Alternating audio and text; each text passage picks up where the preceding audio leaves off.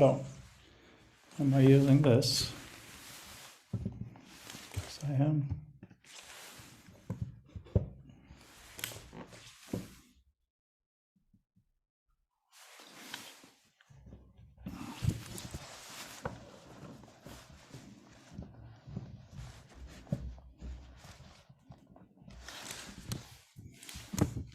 It's very weird. Why is this not at a good angle?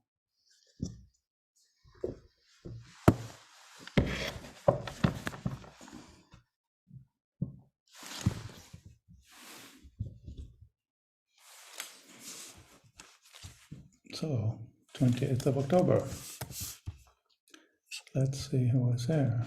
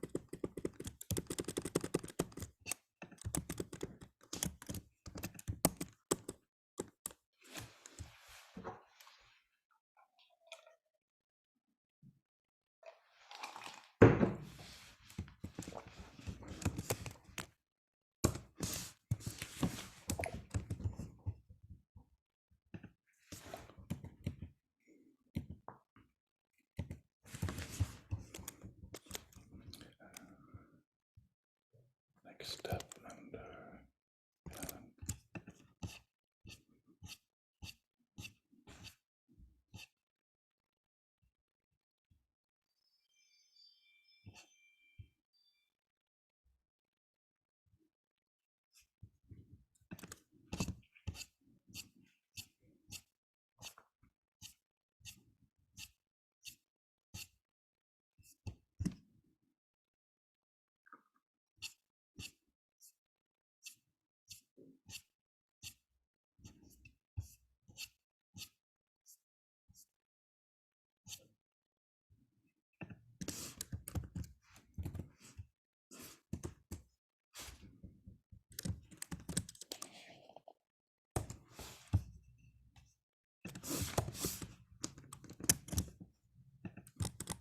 Good morning. Hey, both of you are here. Excellent. I'm just doing a little Mom's gonna need experiment. me for yeah, just one thing. Mom's gonna need me for transport at the top of the next hour, so I'll only be here for the first half today. Okay, I'm very grateful for the piece that you sent, by the way. So thanks for that. Very good. I'll touch it up a little bit. I want to add a couple references, and then I'll have the final version over the weekend. Yeah, cool. Thank you. Yeah, I'm just doing, I won't even tell you yet. I want to show you latest subject. I'm just deleting some things. So how's everybody?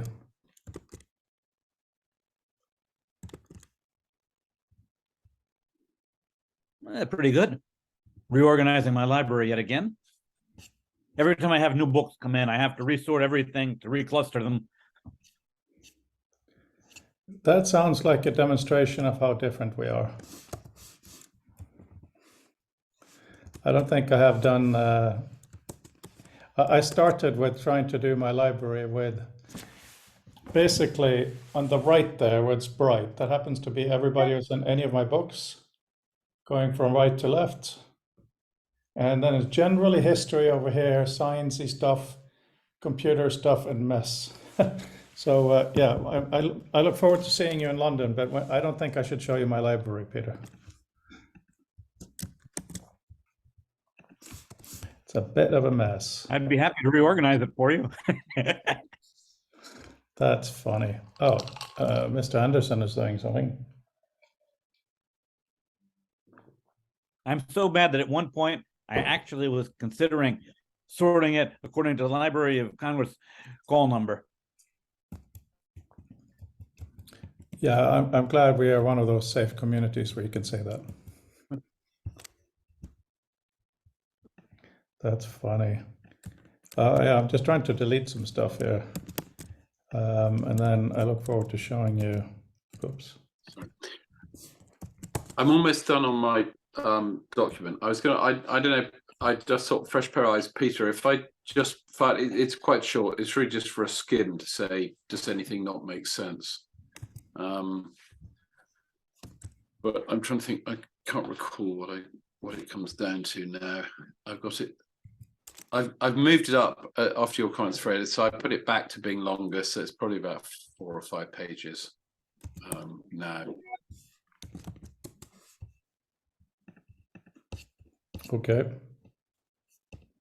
Oh, and have you got all those videos? Because I need to. There's about 150 gigs I need to recover to start doing some research work. Yeah, you can delete that. Yeah. Good. Right. Well, I will delete those. And thank you very much. So let's see. This is a.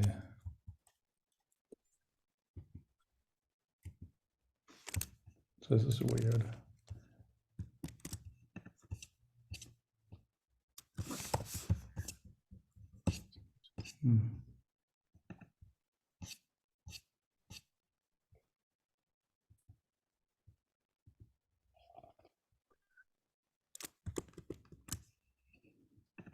Very interesting. I've just been doing. I'm just doing a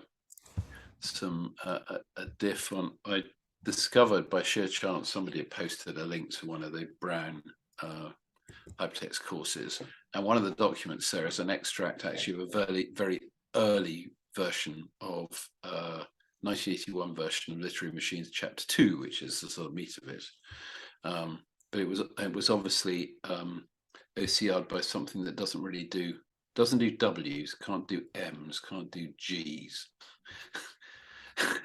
So you have to do a multi-step walkthrough.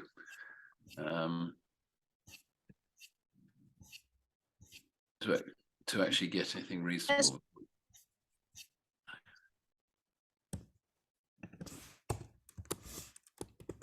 What was that sound?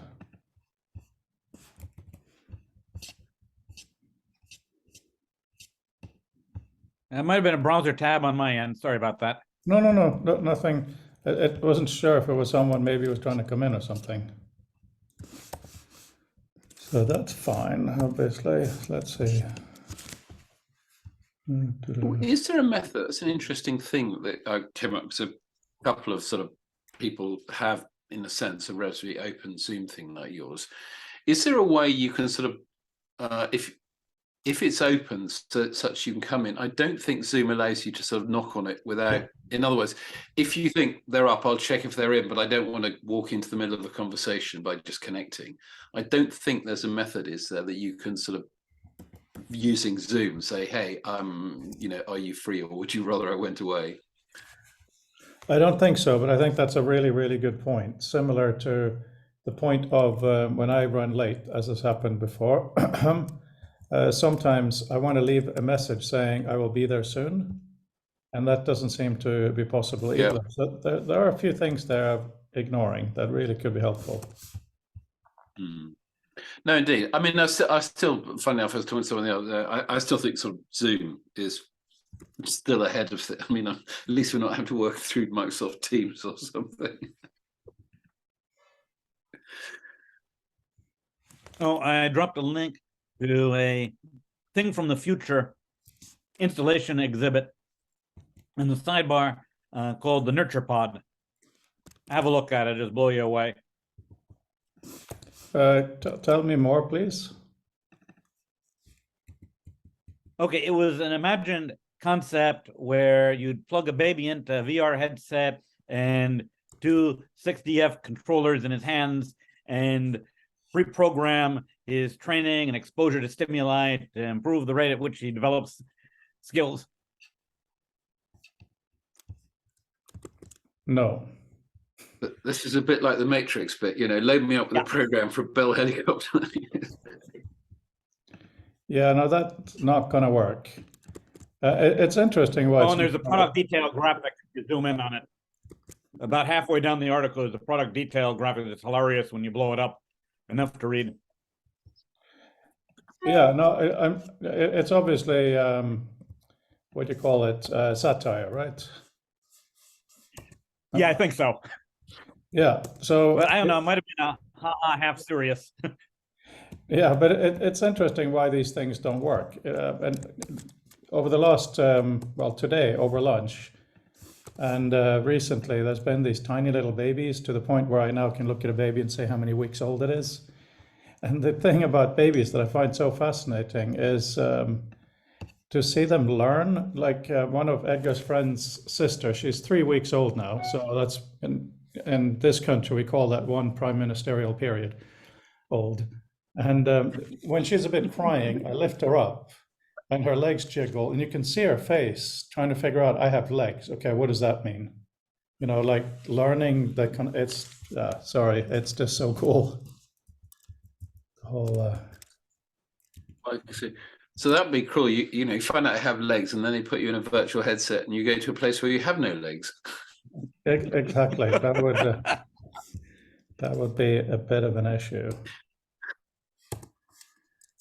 Yeah, it's fascinating. I wonder if babies were exposed to wearing a headset where their point of view was being shifted radically through software, would they develop the ability to not get any motion sickness from being whipped around without the coordinated sense in their inner ear of movement? Yeah, but you would basically. Could we get a generation that's immune to sim sickness if we started them early enough? It would also kill them. That would be really, really bad because. But what? What happened? Did I lose you? No, I think we're here. But I my mind goes to sort of seasickness, and to a degree, the problem is there's no one size fits all solution. A goodly number of people, especially those who work at sea for any length of time, broadly come over it. And probably no one totally escapes it if they've overindulged in the pub the night before sailing. But there are still people who, just get seasick on wet grass, as the phrase has it. The mere thought of being on water is almost enough. So just like everything else, is a bit of a spectrum. So some of it, I think you can train yourself out of, so that the actual difference between the eyes and ears input, which is sort of broadly what causes the problem, I think you can do that. And so, military pilots train to do all sorts of, and aerobatic pilots train to do all sorts of maneuvers without sort of, being really ill, which would make most of the rest of us a bit ill. So you can go up to a certain point, and then beyond that, I guess it's psychosomatic. So it's a matter of going visiting your friendly therapist.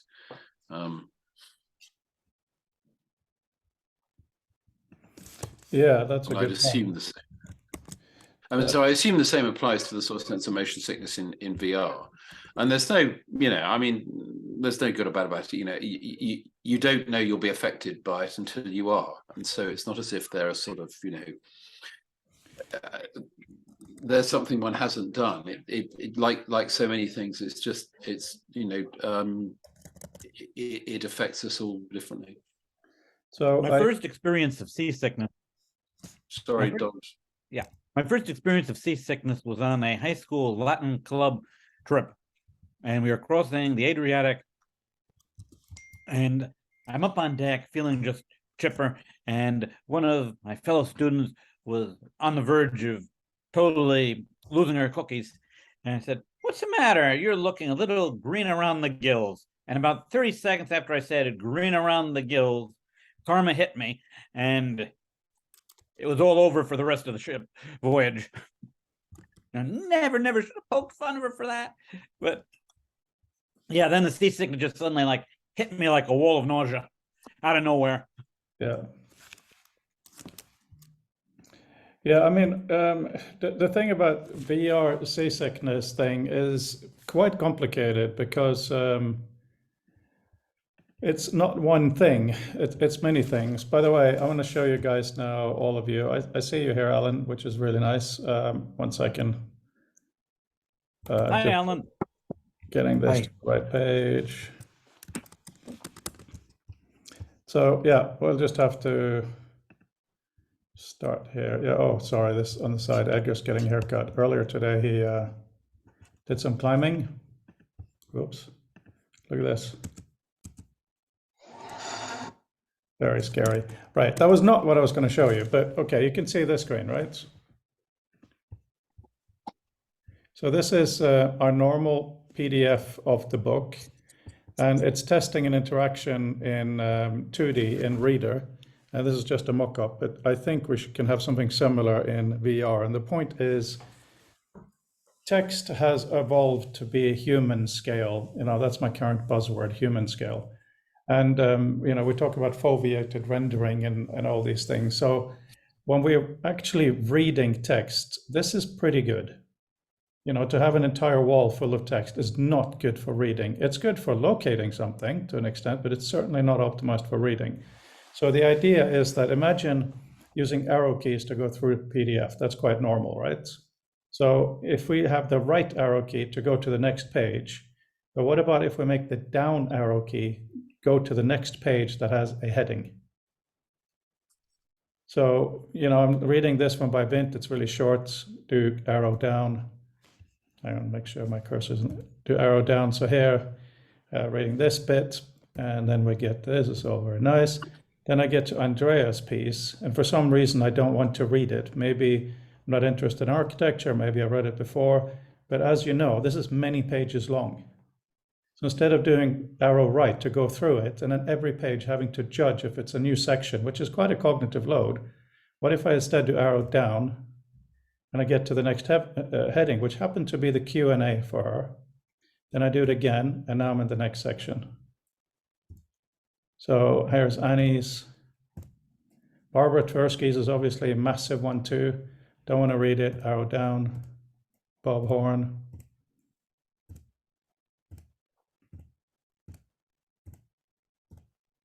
So the point is that some of these have a lot, some don't. But in the table of contents, it's really hard to get a clue of whether something is worth reading for you at that point in time. But if you give someone a 2-page spread of their work, it should be easy to glance if it's relevant, right?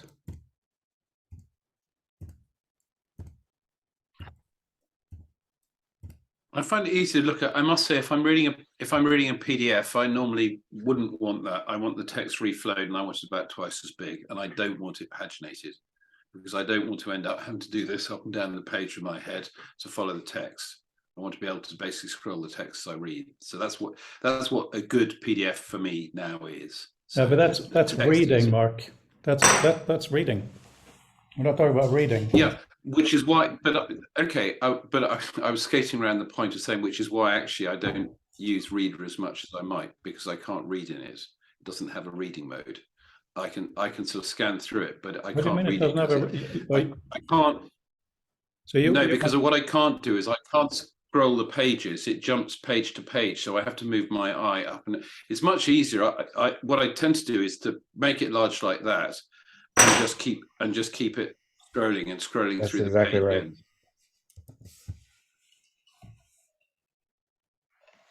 So I find it's easier to concentrate. So if you find it, okay, well, the issue I have with this is there's a couple of things. Number one is when reading on a mobile phone or on a computer with scrolling, I tend to see that people, starting with myself and looking at others, only read about a third off the top of the screen, and then they keep scrolling to keep it on top. Do you read down the whole? Do you use the whole screen to read down? No, what I'm saying is what I haven't found I can do, and maybe I'm just using the wrong setting, but in Reader, what I can't do is just scroll through the pages. I have to jump. I have to read a page. Mark, I understand that. I understand that, but I'm showing that now. Yeah. So this is continuous scroll. This Yeah. is what I'm talking about. But when you do that, Sure. Yeah. do you find that, let's say you're reading this, right? Let's say you've gotten down to beneficial ways. Would your eye keep going down, or would you keep scrolling till you only, so you basically only use the top third?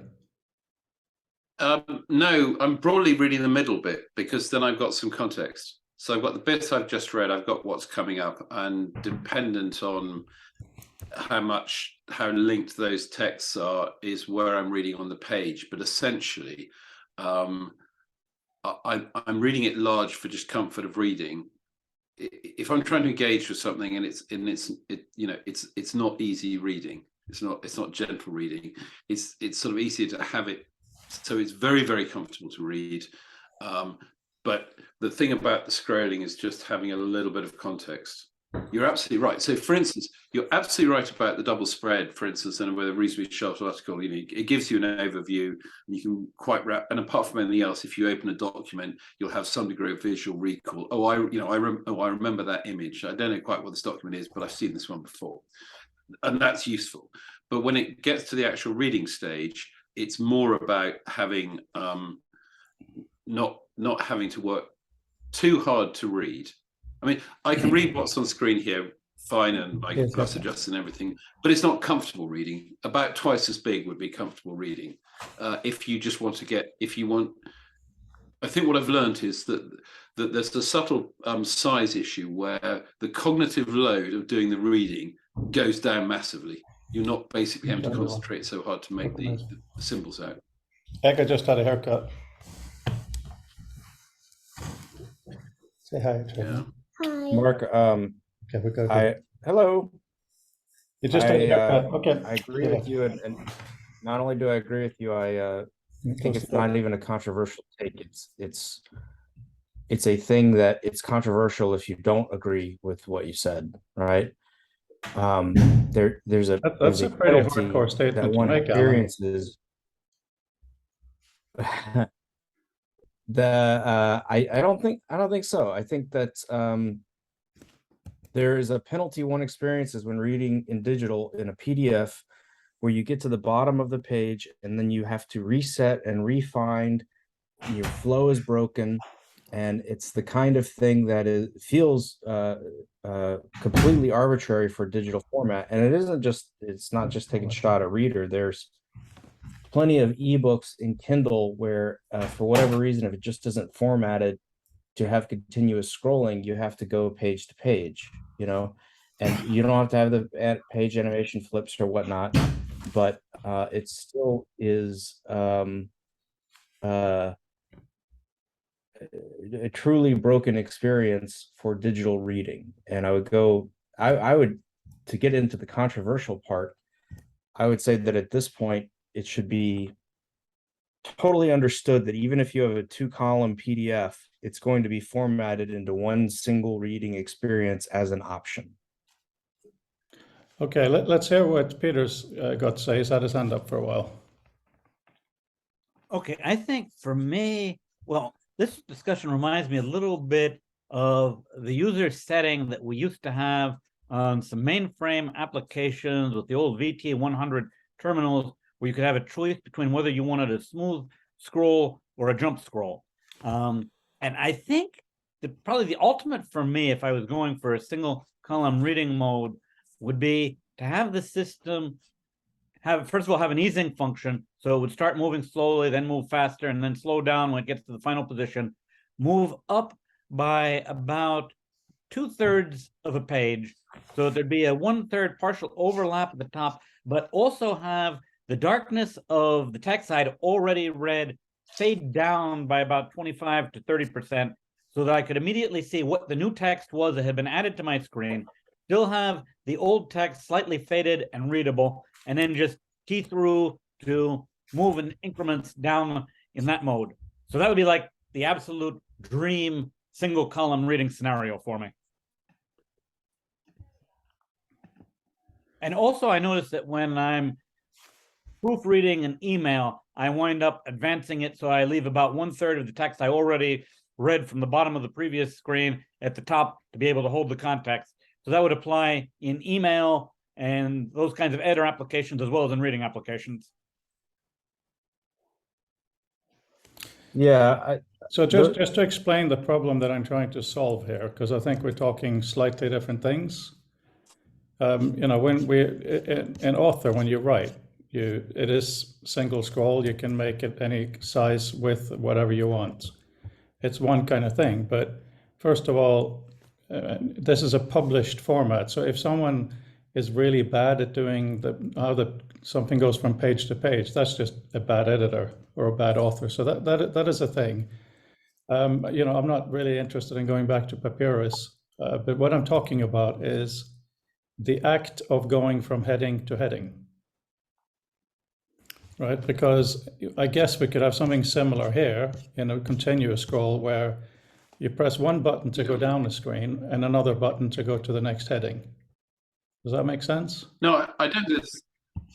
That is I what don't I'm see talking a about. problem with that. I mean, well, I just raised the other issue because I was trying to explain, and I wasn't trying to be unkind about read it per se, but the sort of what I putting across was I don't the lack of the being forced to read page by page means that I don't use the tool at all. I understand Yeah. that.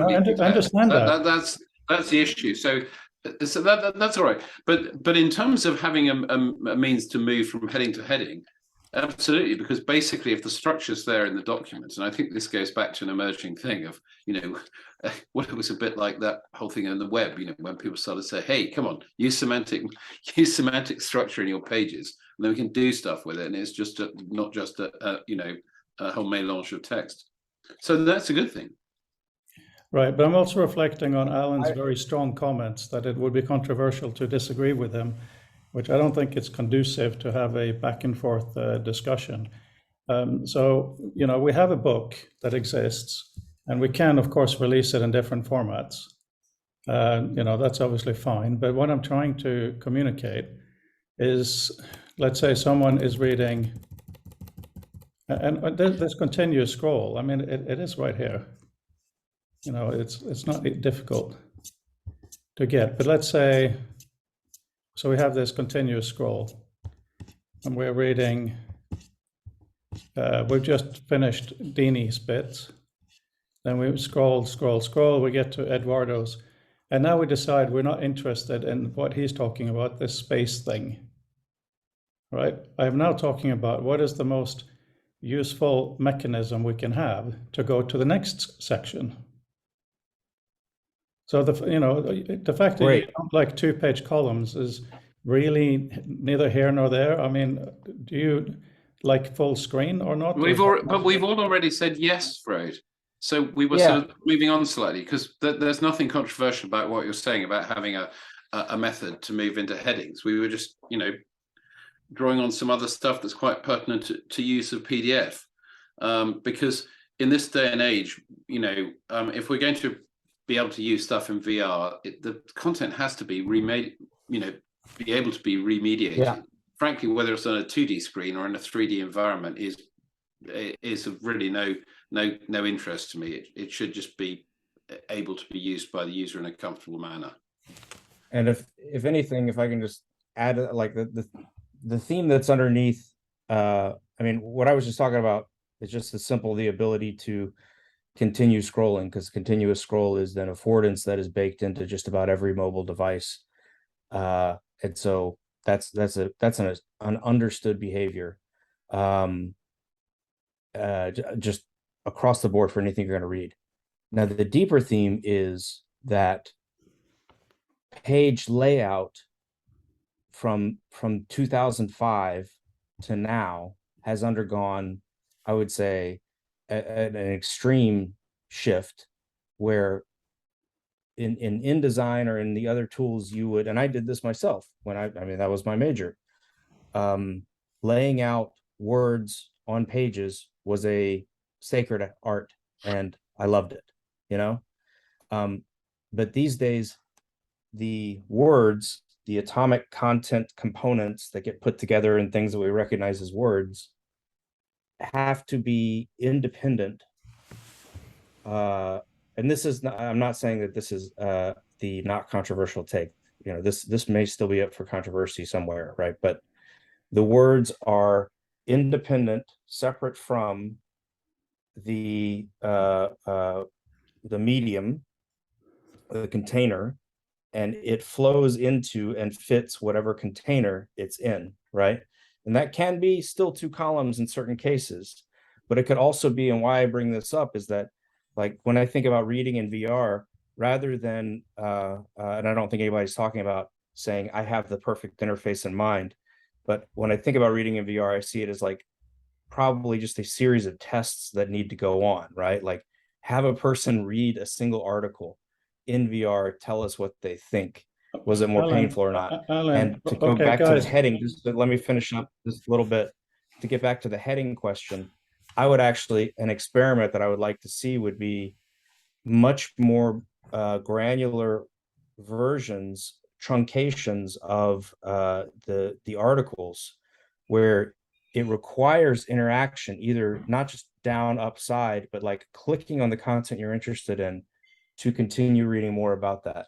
Okay. And that seems totally different than reading a PDF, but in my mind, that's a worthwhile experiment. Okay, guys, I'm finding this conversation really difficult because things are presented in very hardcore manner, like the term "what's controversial or not," I think is extremely arrogant, Alan. I've spent a couple of hours on this today, and I have actually built things in VR to. It's not an attack against you. Don't. No, it is because you guys are not addressing what I'm talking about. And when it comes to the thing you just brought up now, if you had been in VR lately, I have tested exactly what you're talking about. It is here, right? There's a page about it. Here, you can see this is all the front pages, half size. Here they are full size to give you ways to jump around. It's a bit frustrating. That's not what I said. You said you wanted to see it truncated in a way that you can click on them to see more information. Isn't that what you said? When we're talking about, when I said the experiments that I would like to see, the experiment I would like to see, one of them would be just having a person read an article in VR. Now that is different than presenting a display to be read. I'm talking about actually monitoring, watching, getting their genuine feedback, not about what do you think about this interface or that, but yeah, but Alan, I like to read in VR. I've been spending quite a bit of time reading in VR. I've been posting things too about how in hubs reading in VR it's not very good because your eyes have to be really close to the page. I saw that. Right, to be readable. When you do other environments, it's differently rendered. What I was trying to communicate was one simple thing. And I'm sorry if I take offense, but it is really annoying when I'm trying to do, okay, can I just be allowed to do an A/B comparison so you can see what I'm trying to communicate? Sure. This is our current document. It's it's almost 500 pages long, right? So let's go back to the beginning. As I said, here's an example. We're reading this. Okay, if it's 1 column or 2, it really doesn't matter, but it is paginated right now. So if you can just deal with that, that is the way it is right now. Currently the way it is, if you want to get to the next article, you have to click, and every time you click, you have to analyze the page to see if it's a new article or not. If you were doing it single page continuous, you'd still have to monitor to see when the next article. You can't just speed scroll because then you could overshoot, right? So the alternative offered is simply this. Right key goes to the next page. I know you guys hate the notion of pages. I understand that. But at least in this version, if you take a down button, it just goes to the next heading. It allows you to see everything the person wants to communicate, whether it's 1 page or 2, really doesn't matter. It could be continuous scroll too. There's nothing that says it can't be done, where the only thing is to have an interaction that jumps past everything Bob has written, everything these guys have written, and goes to the next heading. if you have comments on that, And I have no issue with that. That's fine.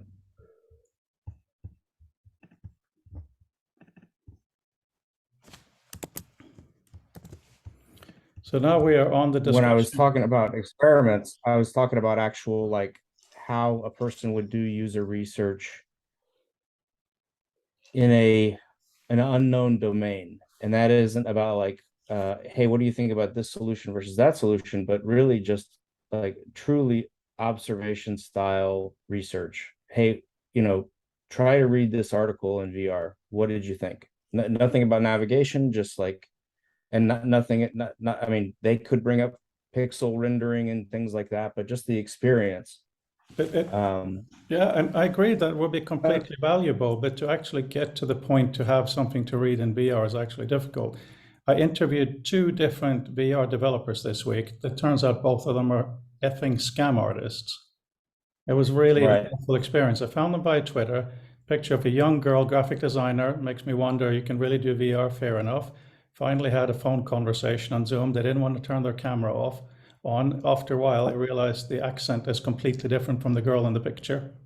They only wanted to show me portfolio pieces via email. They wouldn't let me just see public stuff. And then I had a high budget. I am trying to do places for us to do experimentation, absolutely. And that is why I did all those hubs there that you saw on that page. That is so we can sit in a room and try to read. It's also something to open up to others. But first, we have to get a series of reading experience that we think are non-bullshit, because if they're bullshit, we can get rid of them quite early on, right? Yeah, I just have Peter. Did you not have your hand up? Yeah, I just want to say that one thing that would help me would be if there was a Greek representation of the multi-page piece, just so I could get a sense of whether it's continuous text, whether there are illustrations in it, and how the illustrations and sample block quotations are distributed relative to the bulk writing. So that helped me decide really quickly whether I wanted to read the piece or not. Because sometimes I'm going in and I'm actually looking for illustrations as opposed to looking for text. So some sort of an indicator of that would be helpful. So actually, that thing that Fred showed earlier, one of his sort of VR markups, which in fact I think was using, where each one effectively was one or several pages from a single article. What you're saying is to do basically another affords would be to do the same thing for the whole article. So basically, you've got it front down. Yeah. So really, it's something, and if I'm understanding correctly, so what that's pushing towards is effectively sort of visual cues, because so in other words, in that sense, you're not trying to read it, you're trying to scan it, and basically you're looking for visual prompts, either because you're looking for more pictures, less text, or vice versa, or a particular color or image that you think you remember in that article. Would that be a fair understanding? Yes, dead on.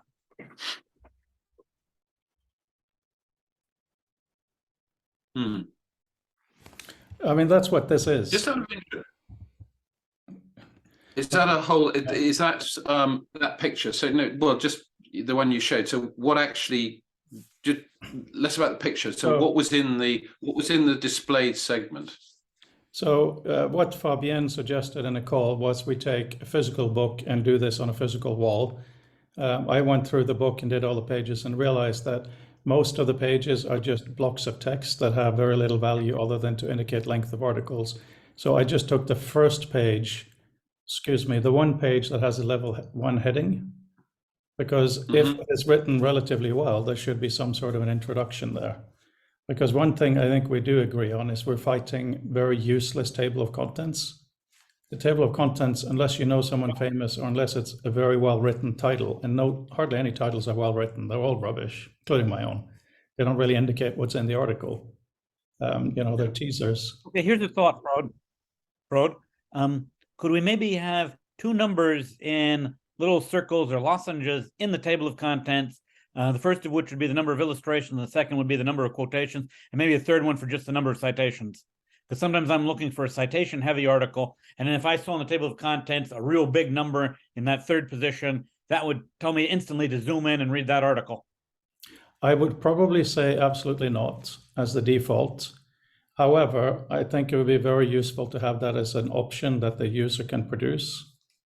One of the things Mark and my advisor, friend, teacher. Yeah, like a statistics overlay if you had a checkbox checked. Mm. Yeah, I mean, I'm not really a checkboxy kind of guy, but the reference section should definitely not be just an appendix. So if you wanted to go, for instance, to the reference section and see, I mean, one of the things I wanted to do is in the references, if they're presented chronologically rather than alphabetically, show the headings so you can see where they are. You know, so there are many things that can be done there, that's for sure. But when it comes to showing the amount of images or showing the preview images, that then very, very quickly privileges the images over text. And it's quite clear that some of the articles in our book here, for instance, have a lot of images and they're really attractive. But in a way, that steals the thunder from the shorter articles that are well written and thoughtful, but they don't have a picture of this or that. But I think we're talking apples and pears here in the sense. So, for instance, the display you just showed could as easily have shown, instead of the pages being all from separate articles, could have all been from an article. I mean, a problem we have in a sense that quite unintentionally, that some of the material we're working with in terms of the book as our raw material isn't ideal for some of the things we're trying to understand, because most of them are short, because in previous years, the general instruction was to write 1 or 2 pages maximum. And obviously, if you start putting pictures in, then you don't get much text. So I suspect that's one reason quite a lot of them don't have illustrations. I get your point about you know, that if you show the illustrations, it privileges that.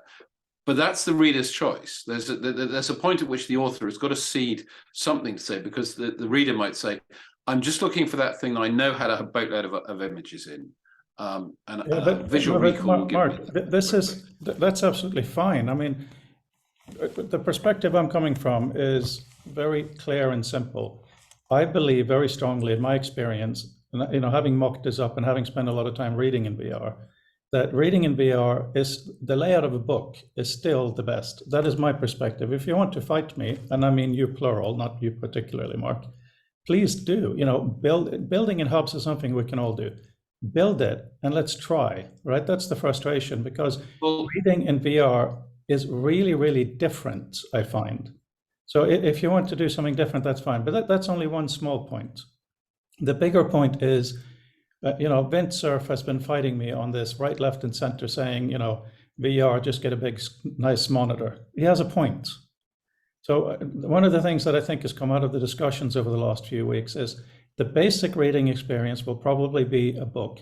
Now, whether it's a continuous scrolling book like a virtual iPad, or whether it's trying to mimic a physical book, that's one discussion. The other discussion is, what about the rest of the room? And when it comes to the rest of the room, that's where we can do exciting things. Now, one thing that would clearly, I think, Alan, I think this is where I'm saying it would be uncontroversial, would be to say, or even do a gesture and all the pictures are on the wall, so you can instantly see them. You know, there are so many things that can be done with the big space behind the reading area, so to speak.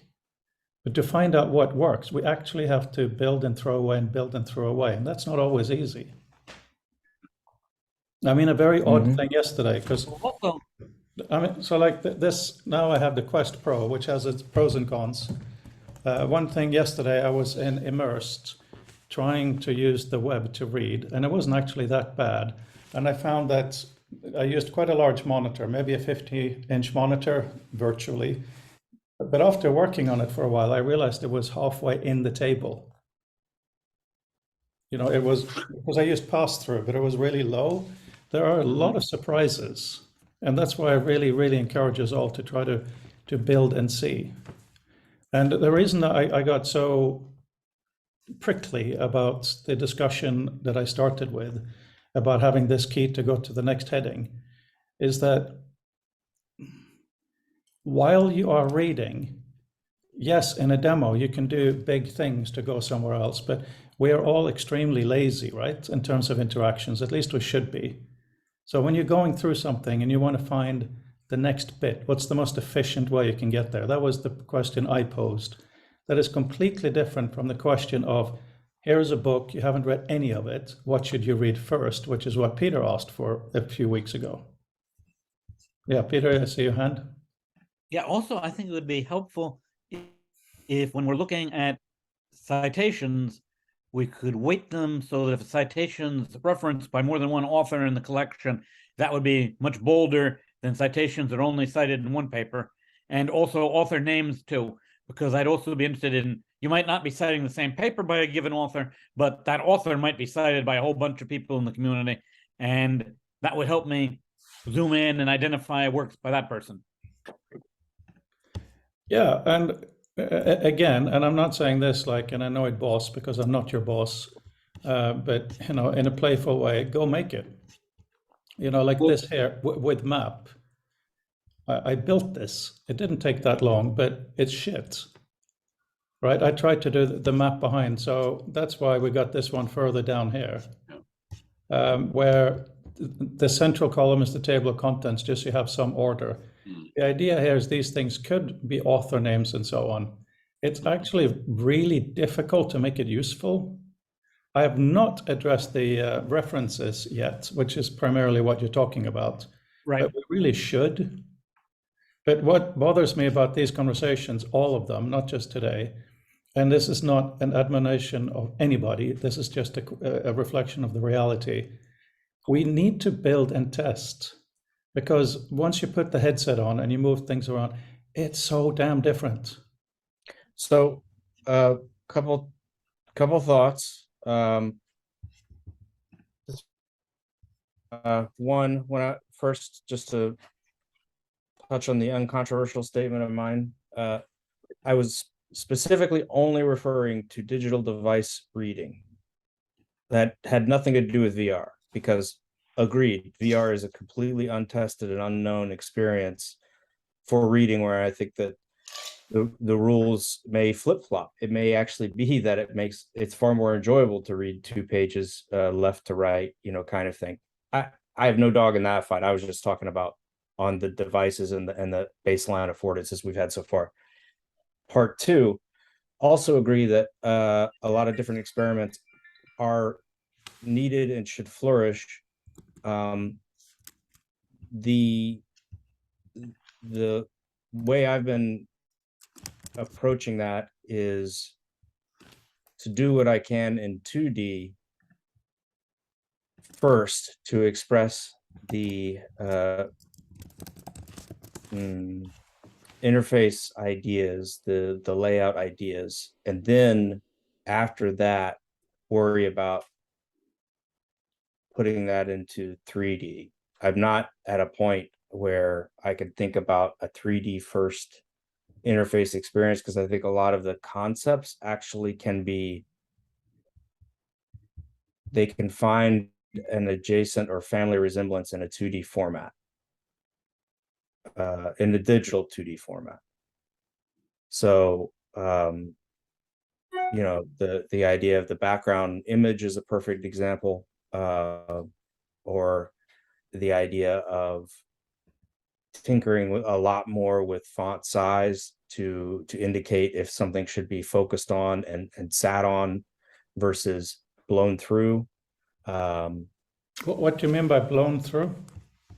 Well, however it might be worded, but you mentioned earlier something like there are shorter pieces where they've really put a lot of work into them, and you want to like sit with that. And then there are other ones that seem to have information that is just kind of like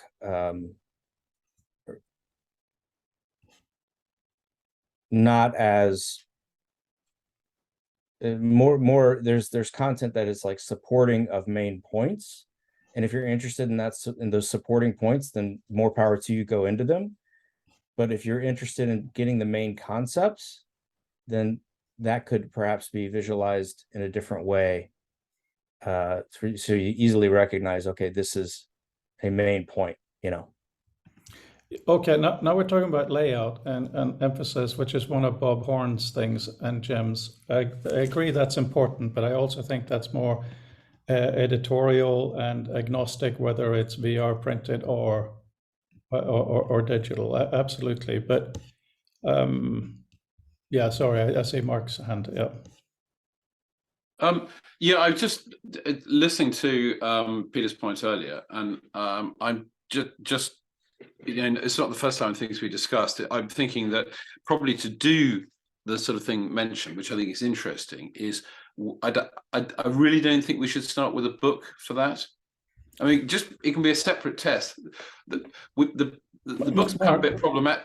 Just let me finish a second. There's nothing wrong with the book, but the sort of thing that you're talking about, weighting of citations that was being mentioned, things we don't really have enough of them, and they're not varied enough to make sense of the sort of nuance that was being done.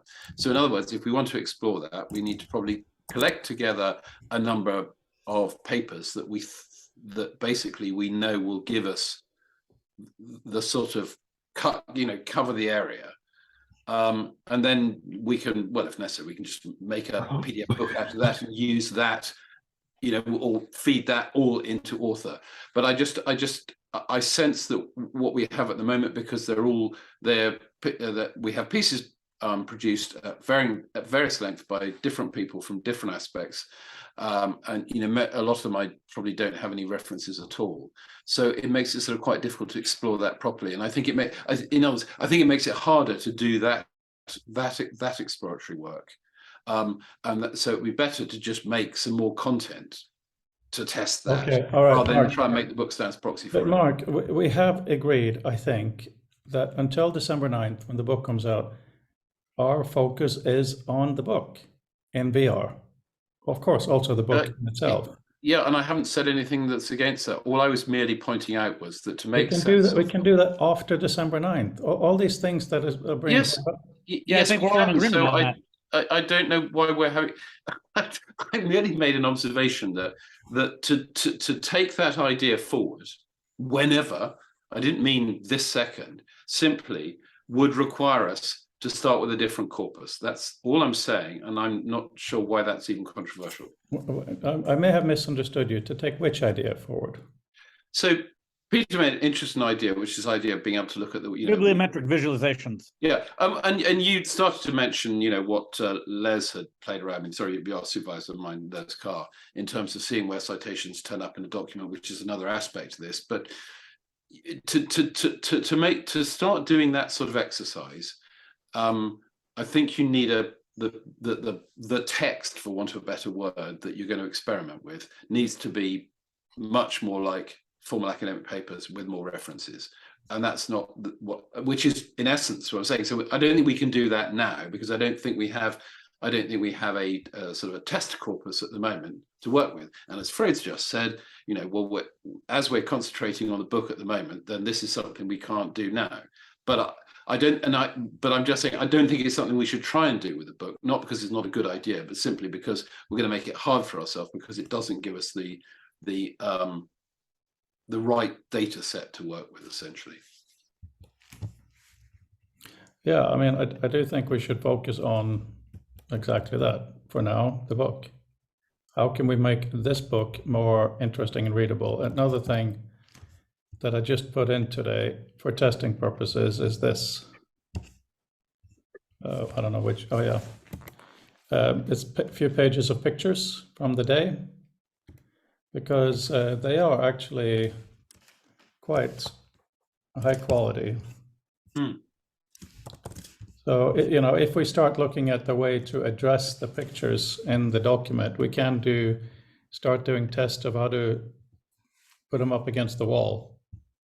I just show the other one, which is of course what this test did, which actually was quite nice, this kind of thing, where you use different parts of the room for different kinds of things. I get lost with this room idea. metaphor at the time, because that's just not how I envisage using it. I mean, It's not a metaphor, it's a room. Well, though it is a metaphor, because if I I basically open an app. I mean, the Oculus is a single app system. It's not basically when I'm in an app, the environment that's created is the one that between the Oculus and the app, it gives me that system. So when I go in, for instance, like Vincent, I like to interact with a big screen of text. I may then use whatever affordance to move out of that.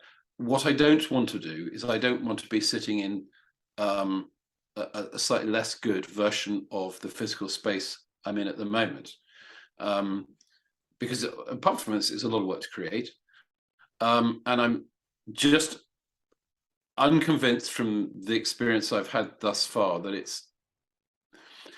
So, for instance, we've had a timeline. We've had a timeline in the book for ages. We don't seem to be using that at all. That's one thing that is quite interesting about sort of text, is see that. But I for instance, it seems to me something that I want to shift away from that, because I'm looking at the timeline. I don't want all these other things distracting me, because one of the interesting things about the VR is it gives you the immersion.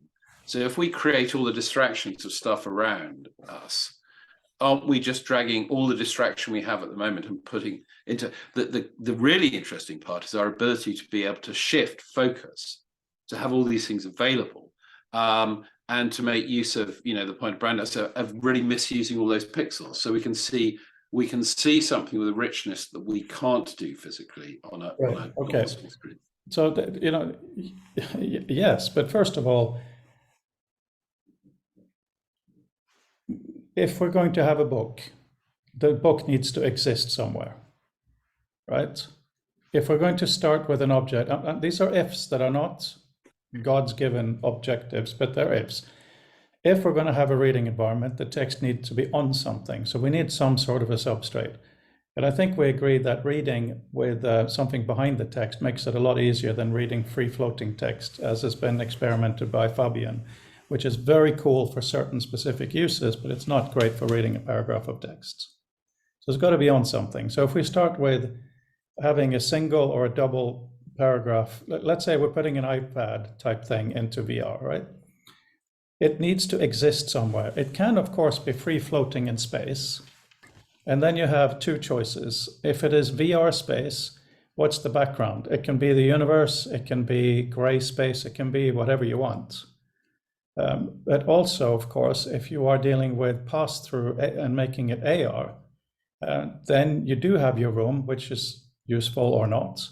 Also, there appears to be systems now to detect not only tables, but other things in your room, so that you can actually put things there. When I type, for instance, in VR, I really like, obviously, my real table and my virtual table to be at the same height. So I know where my keyboard is, that kind of thing.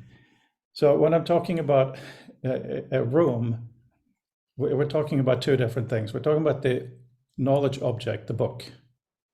And I am leaning very much towards the whole, when you're just reading, that's all you want. And if you want to be sitting in a log cabin or something to read, that's absolutely totally appropriate, because I agree with you, Mark, very, very strongly. Sometimes you want to block out your real world. Absolutely, no question about that. And then we get into the interesting things of eye tracking. As you and I have already talked about, you should be able to place things all over the place and maybe even speak to the system and say, hide everything except what I'm working on, and it'll go 100 or 90% or whatever it might be to your preference away. No question about that.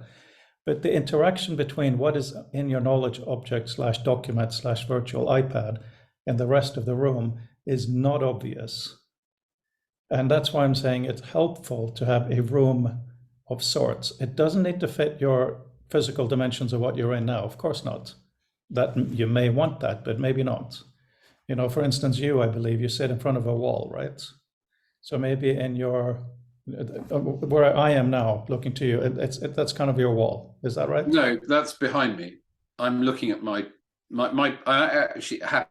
I'm sat on the end of a table because the other part of it my wife uses for her computer. But it's when I used to be using my Windows, which is why this is like this. But no, this is, I'm looking at 224. In fact, I can probably show you. I'm looking at 224-inch monitors. And you have the room there. Okay. Where is it? There's my there's my MacBook on a stand. Hi, Brandon. Off Hi, to the side, Brandon. which basically normally just has my mail on it. So Yeah. So that's it, in a sense. I mean, but just in terms of the room kind of metaphor, which we were talking about, just to focus on that. So in these tests for the documents, the room has been very, very sparse. It's almost nothing there. It's just so you don't have to necessarily look out on a horizon. But I did get the Darth Vader Immortal application, which has an incredible sense of presence. You know, it's kind of cartoonish, Star Wars and all of that stuff, but when you put it on, wherever room you're in, you are there. And then I tried a few other things. One is Red Matter, which does foveated rendering. It's the only app that I know that does it. That's why I got it. The visuals in there are super sharp. It's really, really impressive. I had a friend yesterday who works at one of the large consultancies. He does cybersecurity, hadn't been in VR. He put it on and he was super, super thrilled. But you know, when we're kind of stepping back to environment, the question is, what do we mean by environment? Obviously, right? Peter has several times said library, and I think that's a great idea. That should definitely be part of what we're looking at. Even to have a physical library with magical attributes, sure, but even the basic room to be in has to be kind of decided on, right? Because, and here's my final bit of my little bit of speech here. When you're in the Star Wars thing and you have the stars in front of you, you have your co-pilot and all of that, these are kind of natural placement for natural things. But when you're in a knowledge environment, other than if you have a timeline and a line or you have a map, it's really arbitrary where you put stuff. And the more that it, right? More of that. Yes, absolutely. Arbitrariness for the win. Yeah, That's exactly. what we can't do at the moment. And that's what's so powerful about VR. Yes, but if you take that and multiply it with how text needs a substrate, otherwise it's hard to read if it's all transparent, right? The idea we've been talking about over the last week of being able to generate as many monitors as you want, virtual monitors, based on any arbitrary bit of contents, and then to scale them and put them, it's actually quite useful. And then, of course, you get into management of that over time, which is another issue. But I'm confused with this thing about, I mean, I can't imagine why you'd even want to look at text on a transparent surface, because the cognitive load, if there's anything behind it, is massive. I agree, Mark. I'm just saying it to highlight that no matter what we do in VR, we are, to some extent, at least in the beginning, putting this in there. Well, I'd argue against it. I'd argue the opposite. I think we're actually trying to get away from that. You will probably end up with a rectangular space, but it maybe might have rounding corners, but you'll end up with a display space for the text. But I always get answered when I hear the term window, because now we're dragging, you know, 1980s WYSIWYG in. A display space, a display object.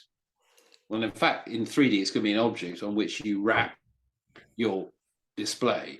But I think window is a term we should avoid, because it's just parking us back into legacy concepts, and then that makes it difficult for us to explore. I mean, just being able to, you know, if you want to read it on big text, just read it on big text. If you need the space bigger, make it bigger. And I'm sure there are issues associated with that, but I understand AR having a much closer tie to visual affordances. I also understand structures within VR, if you're trying to do something like a memory palace where you're trying to create deliberate associations of space and things. But in terms of the one thing it can do that I can't do with the physical things in front of me in terms of knowledge exploration, which is a field I've been immersed in for the last 20 years, is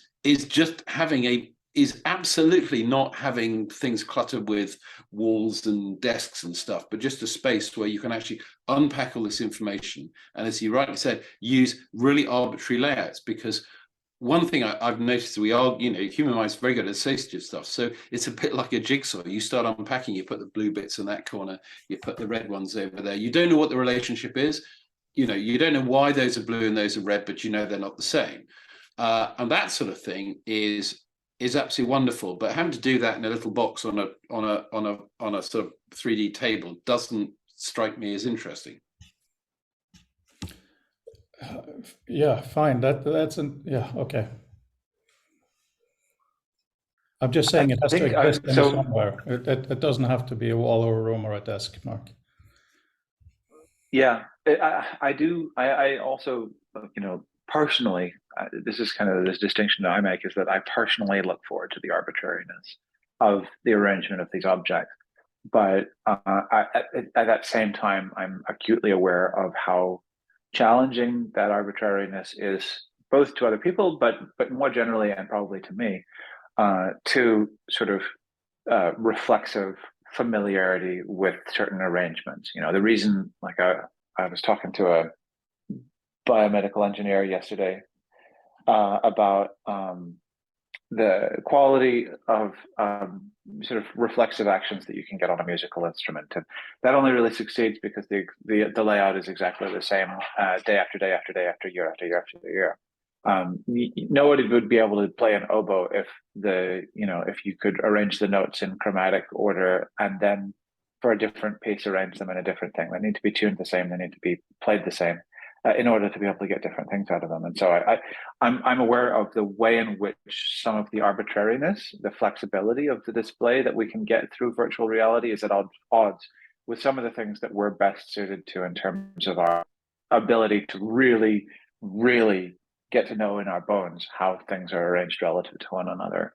But the flexibility is awesome. And so, yeah, we're just going to have to figure out how we live with it, frankly. Sorry, Alan. Go ahead. Oh, yeah, this is a bit off topic, but I was contemplating getting a printer to just finally read stuff on text because I'm tired of the screens and whatnot. And then I was thinking, well, I bet I could actually set it up to print really small font, and if needed, then I could just like look at it through my phone and zoom in. And then I was like, well, what if I actually just printed out essentially QR codes alongside any of the pages, so that if I wanted to examine or highlight digitally, I could just look at the page with my phone, see the QR code, jump to the digital version of it, and then start to affect it that way. And then, of course, I thought about, and perhaps you've already talked about this, but if there were QR codes for particular articles within Future of Text where you could just look at it while you have your mask on and then go straight to that page, the VR experience of that page. Is that something that has been broached, like how to get there?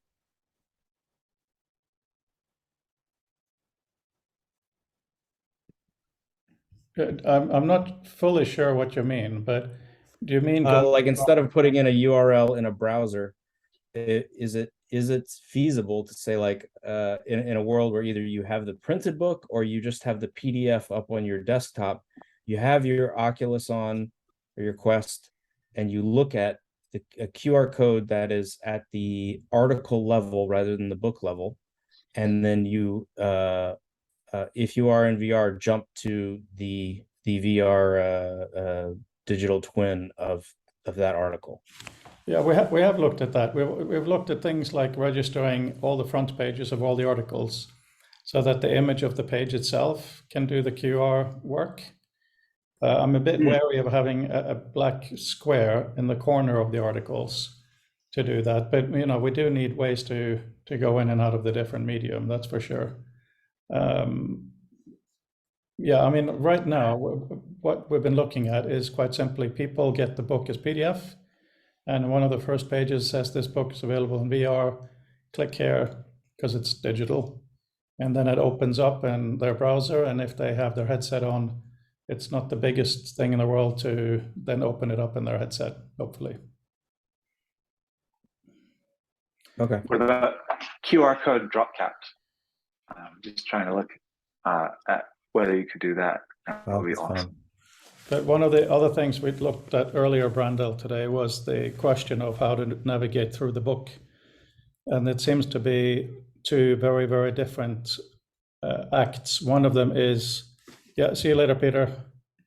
One of them is you're reading and you want to skip around. And the other one is you just got the book and you want to just have kind of an overview. So we've been looking at those types of aspects. Also, I tried to hire 2 people this week, Randall, but they turned out to be scam artists.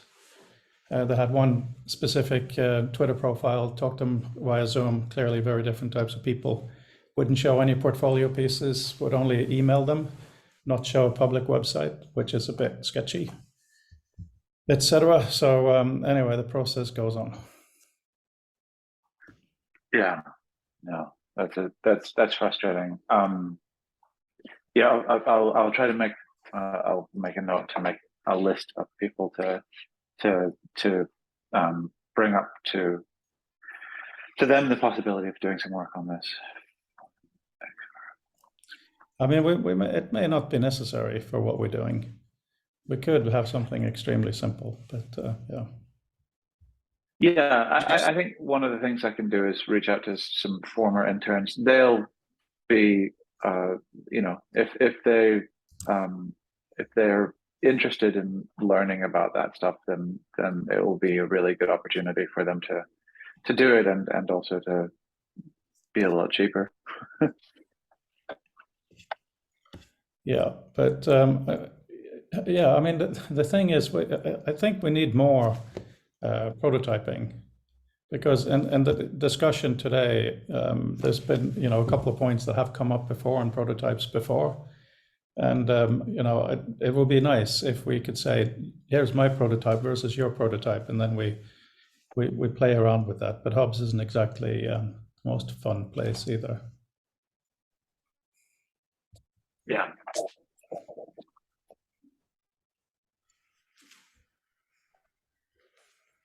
What I've been looking at mostly is how to navigate quickly within a document. So I've done some testing for that and things. But it turns out in the group, we have very different ideas of basic reading. There is, Mark and Alan feels that it should be a continuous scroll, even if paginated. I feel there's a huge cognitive load of making sure when you scroll down a page that it lines up with what you had. I think it's much easier on my eyes to be able to hit a button, and now I'm confident that there is no text from the previous, that I can just keep reading. So these are different use cases that definitely need consideration. Yeah. Well, one thing that could be pretty interesting is, you know, in a book, every other page that you sort of turn to is just an optical turn, where you have the page overlay still remaining. But in virtual space, I mean, it doesn't work with every book, doesn't work with Bob's books, but if you have the ability to always see the next and previous page, then you're always able to sort of retain the context of the previous piece, because you're looking at that page, and then no matter those, you can always sort of have an amenable spatial or relative spatial arrangement to the previous page, because they don't have to be printed overleaf on the other side of the page. That could be pretty interesting to exploit as a way of retaining the sort of the context. I think a continuous scroll allows you to appreciate the continuity, whereas a discrete sort of chunk of stuff allows you to have confidence about the freshness, the novelty of the content. And so if you can have a guaranteed novel sort of quantity, while also being able to retain sort of continuity with the previous information, then you have that ability for scan back. That was really what was being raised, is the arbitrary nature of pagination in when used in VR space. There is no, unless you're talking about fidelity to, say, a legal document or something like that. But if you just have an article of a certain length, the fact that when it's printed onto paper, it has to be at arbitrary lengths, and traditionally a lot of thought and craftsmanship has gone into the creation of that. But if we just that aspect to one side. We're not saying that is without worth, but if you just, I mean, this goes back to the thing that it's like you're pointing out that, you know, if we don't have, say, some sort of a DOM, some semantics in the text, you know, then all we get is just lots of text. But the discussion came earlier is because I was saying, I find it hard to read, you know, in the arbitrary thing in a PDF if it's forcing me to read literally page by page. So when I get to the bottom of the page, I have to switch page. You know, I prefer. I also just noticed from just almost accident that if I now have large and good screens, is if I make the text actually, you know, a good bit larger and just scroll, that's really comfortable. And I've got enough context above and below. But as you say, in something like VR, of course, you could have more context. It's more about the comfort of the reading, reducing the cognitive load of working all the symbols on the page, which we have to do with a book. And I'm just working on an old book at the moment. But yeah, I think those restrictions become moot in VR. When it comes to, and it's sort of difficult because reading also covers a number of terms. I mean, if there's reading as in the literally, I am now going, you know, I'm reading sentence by sentence by sentence, as opposed to the more navigational aspects. And conversation, in a sense, was jumping between those two as well. And there are all sorts of really useful things. And Fred had a really nice idea, basically having effectively an affordance keystroke in an app, but might be a gesture in VR, where you just effectively you're navigating on the DOM, you're navigating to the next heading. You know, I've had enough of this article. I want to, you know, if it's something you know is in the form of a series of articles or series of chapters, whatever, just, you know, take me to the next heading, and that makes a lot of sense. But again, that works independently of whether you're looking at it in a page space or just effectively on some form of infinite scroll. Yeah. I was thinking about the parallels between that sort of hierarchical navigation and the VoiceOver rotor. I'm not sure if you're familiar with the Apple accessibility capabilities. They're pretty cool. They're on your Mac as standard. You just need to use Command F5 to open it, and then you do Control Option O, I think, is turned on the rotor. But I was looking at what are prototypes. Prototype, the one that I properly formatted, because I'm pretty sure it's perfectly formatted for being able to view in a hierarchical way. And the visual, I mean, it's for VoiceOver, so it's primarily for the ability to be able to speak through it. But it's poor. Like, the visual representation of it is not adequately sort of reinforcing of the nominal, like the notional hierarchy present in it. And I was just like, we can do better, and we need to do better in order to be able to sort of help people improve navigation. And it just doesn't strike me as hard. You know, Wikipedia and other things where they have make proper use of H1, H2s and stuff like that should be an easy target to be able to kind of create these hierarchical browsings.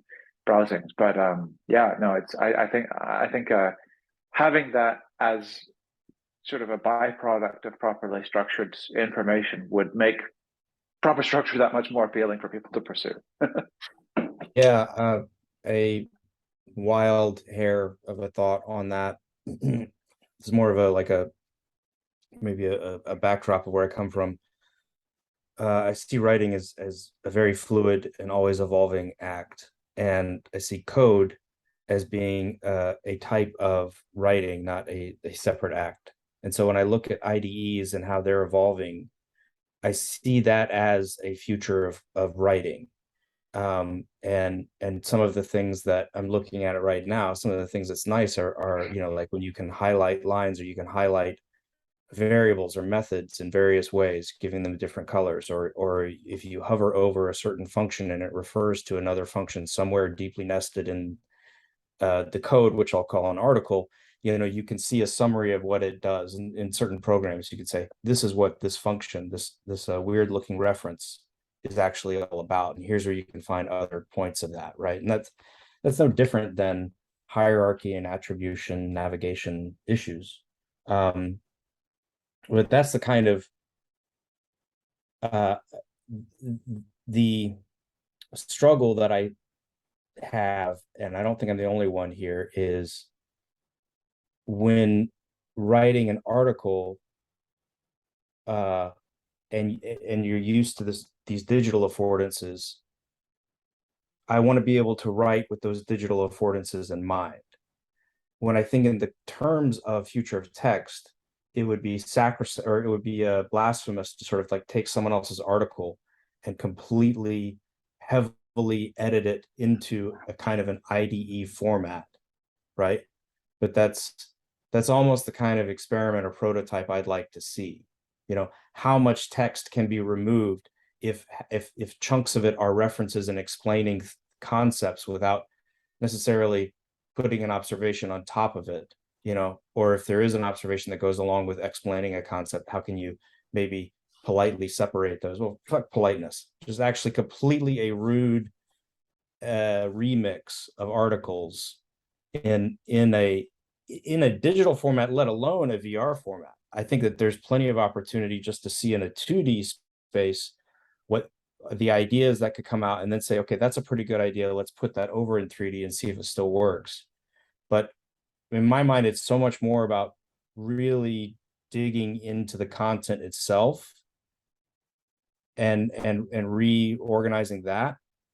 Anyway, that's I could go on, but I'll stop there. Yeah, well, it's interesting. A couple of the things that you mentioned. So, like, the sort of reconciling ideas with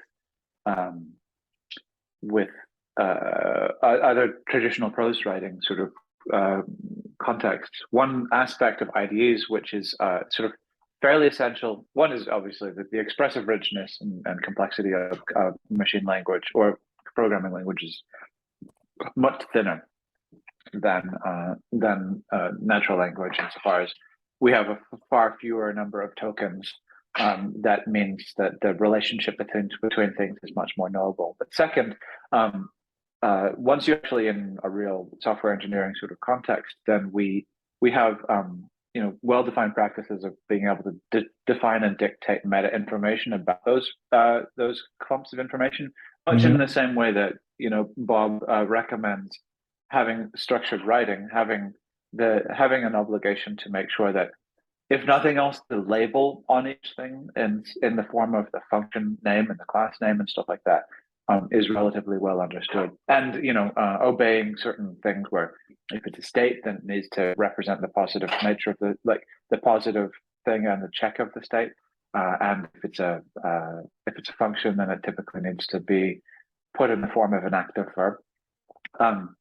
But also something that's I don't know if it's here or there, but it seems to be relevant to me, is that, like, it may not be the case elsewhere, but I'm pretty sure it is that when people are using IDEs, they tend to be sort of writing and reading at the absolute limit of their competence. Most programmers, it may shock you, are not very good. And they don't understand the things that they're manipulating very well. I think at a level that is much more acute than people who are manipulating a document of prose that they're sort of working with. I would be curious, Mark and Frode, in terms of other people and other domains, but yeah, like, but it occurs to me, and this is from now more than 20 years of experience in the field, and with some pretty hot shots, like, that programmers are operating at the absolute margin of their competence and literacy. Very good point. Well, I just put in something.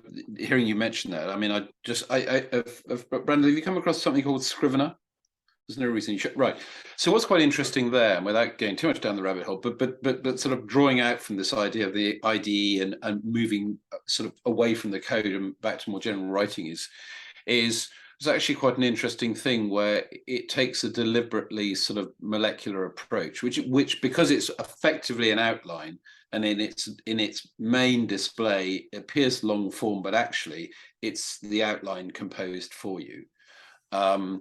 And in this way, it's actually very akin to something I'm used to in Tinderbox that I've used for years, which is a much more open structured method, whereas Scrivener is more focused on writing, where the output is the long form thing. But it's actually quite interesting because it links back to the point sort of Alan was making. Well, you want all these attachments and things, and you can sort of.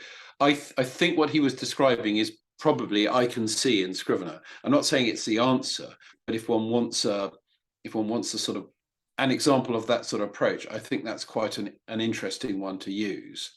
As a reference of the things I've seen, and I'm absolutely sure that many of the people who use that app do not see the aspects that I've just described at all. They just use it for writing, which is fine, and because if it does it for you, it does it for you.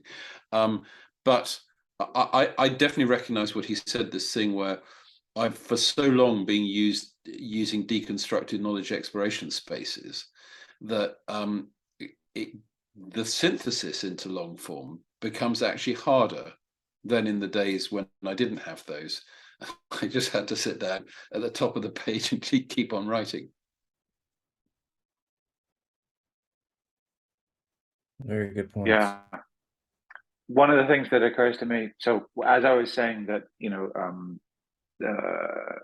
computer language is more sort of structurally impoverished or expressively impoverished insofar as there are more sort of legible forms of this is like that, or these call that, or these reference that. That's true on an immediate level, but actually there is such a thing as thematic approaches to the way that code works, and the way in which code can actually be subtly related to another piece of code in the sense that the way somebody has approached a thing in terms of the structure of the for loop, or the exposure of a certain set of parameters in a certain way, is thematically related. And an IDE is actually not going to be able to tell you anything about those kinds of relationships, Right. but they're going to be highly relevant for the reading and writing of that code and the maintenance and manipulation of it. And it's one of the things. So I use WebGL, 3JS, and one of the things that's interesting and slightly fraught is the in the whipsawing back and forth between using function parameters rather than an argument object that has named parameters within it. And I can go with either, but 3 sort of vacillates between both in a way that an IDE doesn't really tell you that much about what to expect before you get to it. It can give you contextual information once you hit it, but that's not actually the same as understanding that there are two thematic fight between the maintainers of the code in that particular kind of place. Right. Yeah. And the IDE reference breaks down pretty quickly as like a better equivalent would be almost like if someone else wrote code and then another person came and turned that code into a kind of interactive experience where you could also learn about coding while you were learning about this particular implementation of code, so to your point of like connecting for loops or explaining here's a for loop. Anyway, the point is that obviously writing is not as nearly as structured as code, so that doesn't pan out either. But in a curated writing as IDE kind of metaphor land, then you might be able to say, oh, this is a metaphor that's being used in this particular instance. Here are some other metaphors, or the result of this metaphor is akin to saying X, and other examples that are not just other examples. I don't want to just bounce around the articles, but here's an example. I was actually speaking to many years ago the UX editor or the UX director at BBC, and we were talking about like I was as you can imagine pretty excited as I get, talking about what I'd like to see in BBC articles, and it would be along the lines of, rather than there just being a new article about climate change, if you double clicked on climate change, then it could tell you more about a concept there. If it got down to like someone didn't even understand that the Earth went around the sun, if you clicked enough times into these concepts, you could get a baseline education and just like I don't know, the weather and how the earth moves, right? All from a single article. That's kind of what I do think would be possible in a future writing scenario, but it would take either a lot of AI or a lot of structured formalizations. Anyway, that Yeah. was unnecessary. No, So, that's a really interesting point, and it's sort of something that I've struggled with reading articles. You know, the way that a lot of I think Bloomberg and some other financial institutions, financial publications, have this tendency to put the ticker after every mention of a company. And some of them, sometimes they'll actually hyperlink out to a sort of a pop-up window.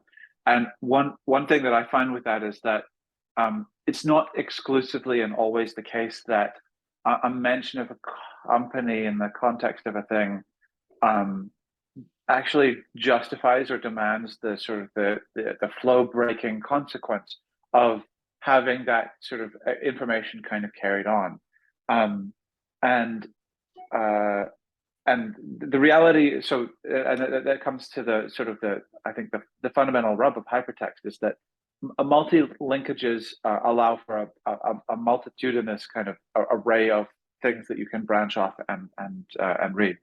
But at some level, most authorial intent implies a specific reading order, and by definition, everything after it's happened in a linear fashion. And so where you want someone to go has a great deal of impact on the level of fluency that they can kind of experience in a system. And so that they could go here or they could go there is actually a significant sort of authorial decision. Is like, do I simply cite something or do I link to it? Because the implications for how relevant the information that may be behind that link is really important. And I've often sort of thought about / lamented our inability to create nuance between the mere fact of mentioning something versus creating it as a hyperlink. You know, you think about it within the context of Wikipedia. There are so many tokens, so many concepts that are cited, that are referenced, and Right. only some of them are blue links, right? But in fact, there's probably the ability to conjure a blue link for every single concrete noun or abstract noun Yes. that is actually present within an article. And if you have the wherewithal to be able to select the text and search for it, not least on Wikipedia, then you have the ability to kind of create that reference yourself. But it's not something that the author is really doing other than providing you with the fodder for being able to do the link. But having the ability to communicate the sort of the continuum of sort of linkness of something, the ability to understand this could be related to that. You might want to, you know, Right. is something that I think is interesting and fruitful as a question for when we present digital information. What is the level of support, the level of like how to what extent do we condone you thinking about this other thing as its own thing rather than my specific use of it? I'm done. Sorry. I see a lot of hands. It's interesting you mentioned this thing about, you know, other sorts of links, because in a sense, you know, that was what the web killed. Hypertext was getting on with that quite nicely until the web arrived. And well, we know we chose the box we did. But certainly, and if I ever get time to do proper time to get into microcosm and build something, one of the things I want to do is to actually build a proper demonstrator.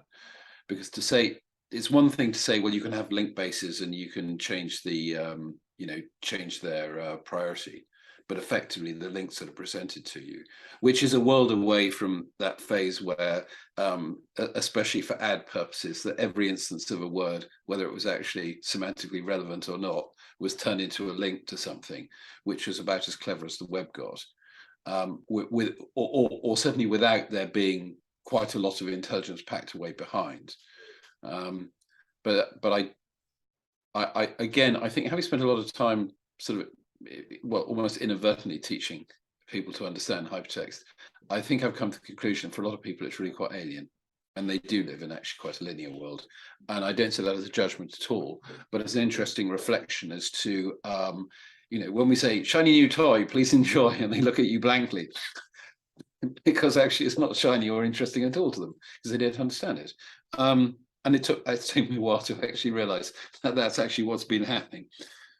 Right, it's wildly confusing, and that's kind of the point of like links can be really derailing in that regard. Mm-hmm. But this is pertinent in a way, going back to then to in a sense where we started with the book, in the sense that, well, if we take this point that actually it could be wildly confusing, the question is, how do you step from effectively the virtual presentation of the physical experience of the book, whether it's a PDF or as a literal paper book, to all the really interesting potential affordances we've discussed, in a way that doesn't leave perhaps rather too many of the audience just wondering, heck, just what just happened.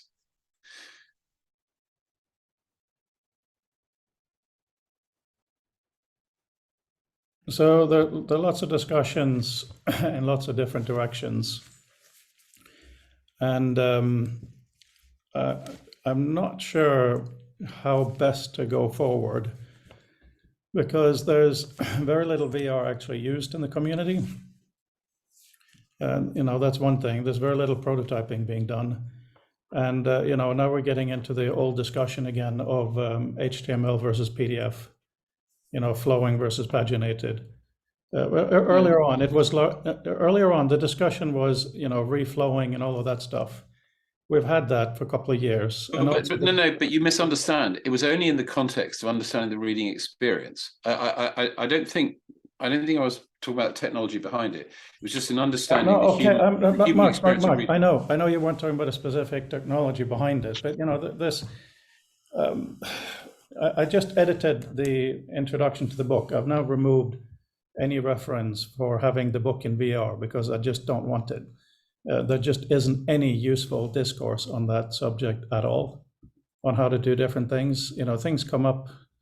And also, I mean, you guys are busy people. You are geniuses in your field. But like today, Brandel, when you came in really late, there was a huge argument between Alan and me, because I wanted to show a different button to go to headings, and he got really annoyed because it's a specific thing in the world that scrolling is better. It was not nice. Actually, Fred, you did misunderstand there. And in fact, I'd already said, yes, it was a good idea. And I think Alan had as well. But because it flowed into something else, I think there was a disconnect. I didn't read what you just said in the conversation. What I'm trying to say is a loose community like this generally never does anything useful. I've been in kind of Doug circles for about 2 decades now. And what I really, really dislike is left-wing intellectuals, and I would say we all are that. There is a huge lack of I'm the boss for certain areas. I'm not saying in a community there should be one boss, but there should be some level of responsibility. And that is okay. But what I find really, really difficult, unless it's a discourse to be recorded for the future because it's useful, which a lot of this is, including the last 10 minutes, it truly is. If it isn't done in a nice way for someone else to access, then it becomes a competition of who can ask the deeper question.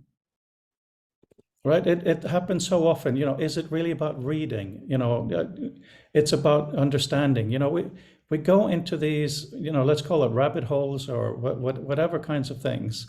So I think we need to make some decisions on how to have these discussions going forward, because also, if it is too much time, these 2 by 2 hours, and I know I initiated it, and I'm just very, very grateful you guys are here. Please understand that.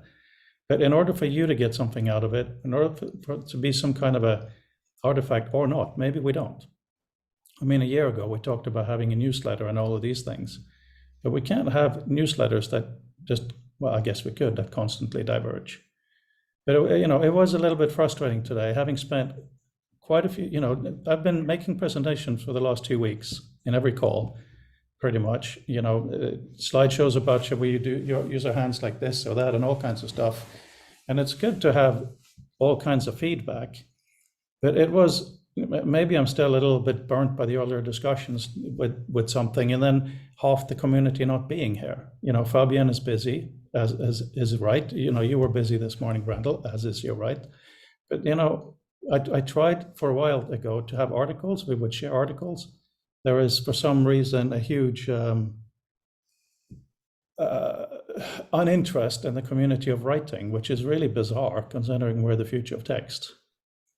You know, there is Twitter writing, there is the odd email writing, and you know, it's all very good. But if we only want to feed our own minds on something, that's a very different community. So, yeah, I'm finding it.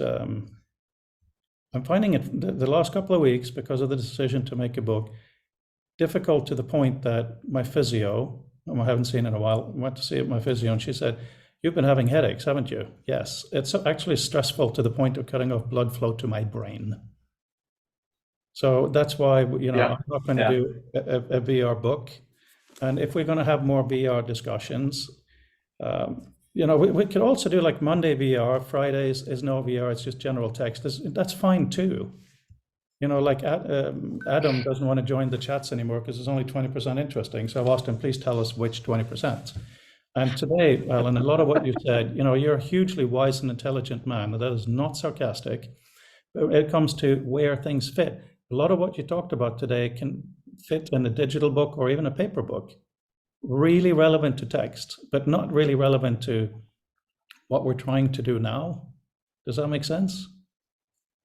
So It does, but I would actually, as a friend, I want to say some things along the lines of the stress that I hear you talking about sounds to me like misaligned incentives in some ways. It sounds to me a little bit like that you decide in your head that you want a thing to be done, and then it all things should fold to that goal, and it doesn't take into I mean, you're recognizing that, yeah, we all have busy lives, but that there's also recognizing that there are technological constraints, that this is a very early on field, and there are all kinds of hurdles. And so it's like, I get that you're going for the mountain and trying to lead everybody to come with you to the mountain. And I certainly get about what you're talking about, the liberal philosophy of just going deeper and deeper and wanting to make something instead. I just wonder if that, well, Alan, if some of the stress you're having it has to do with incentives that aren't necessarily the best use of time.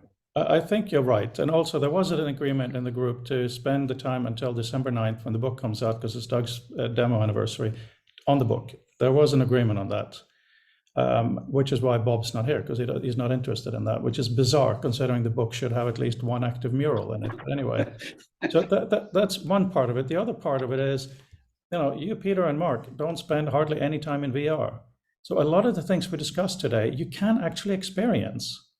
You know, like Mark and I are arm wrestling over the idea of what a room is and so on. It's a really good discussion. It really is. But, you know, go and be in the place, and you have, Mark, I know that, right? And one of the things you found out was you're standing, I'm sitting. That was a hugely important thing. Mm-hmm.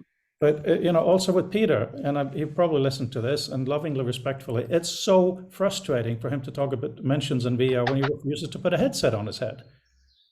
Right. The funny thing is, the VR experience is quite rich. I mean, in a sense, the overall experience is quite rich. The thing I find is just there's just so much friction to even, because, you know, every time I pick it up, it wants me to now to take the headset off so I can read something on a different screen, to type something in.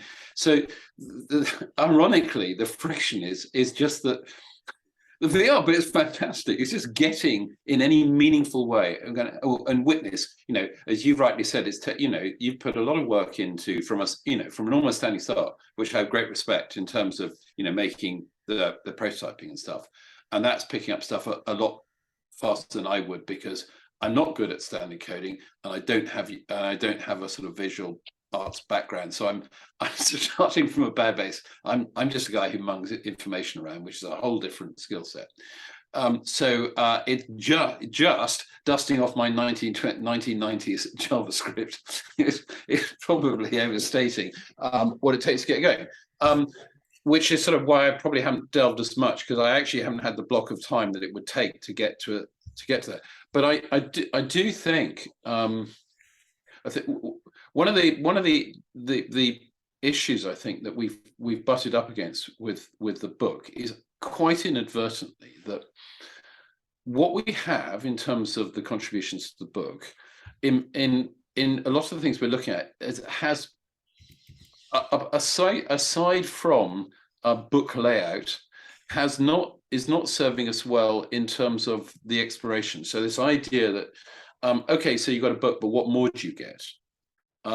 So to a certain extent, okay, thinking about is this the discussion of using something else as kind of the exploration? No, it's not. No, it's not at all. No, it's not at all. I'm trying to explain why I think there's a degree of sort of grinding stress, because some of the things we've talked about wanting to do in terms of other thing, the other things in your room, don't particularly lend themselves. I mean, you witnessed the fact you said, well, most articles don't have no images in, and a few have a lot. Well, when you have that very lumpy distribution of whatever forms, whatever aspect you're looking at, it always makes it quite difficult to explore that subject, because it becomes like the classical timeline when you find that nearly all the ideally things then, Mark, we should very specific. Ideally then, while we were still considering doing the book, we shouldn't be discussing that then. If we were focused on doing the book, it should be, okay, that's really interesting, not doing that now. Right. Well, in which case I'm saying, so this is where I'm confused as to sort of what we're doing. We seem to have got to the point where we're just working out how you read a text in a virtual space, and maybe that's it, but that wasn't quite where we started out from, which is my confusion. I don't understand the question of that.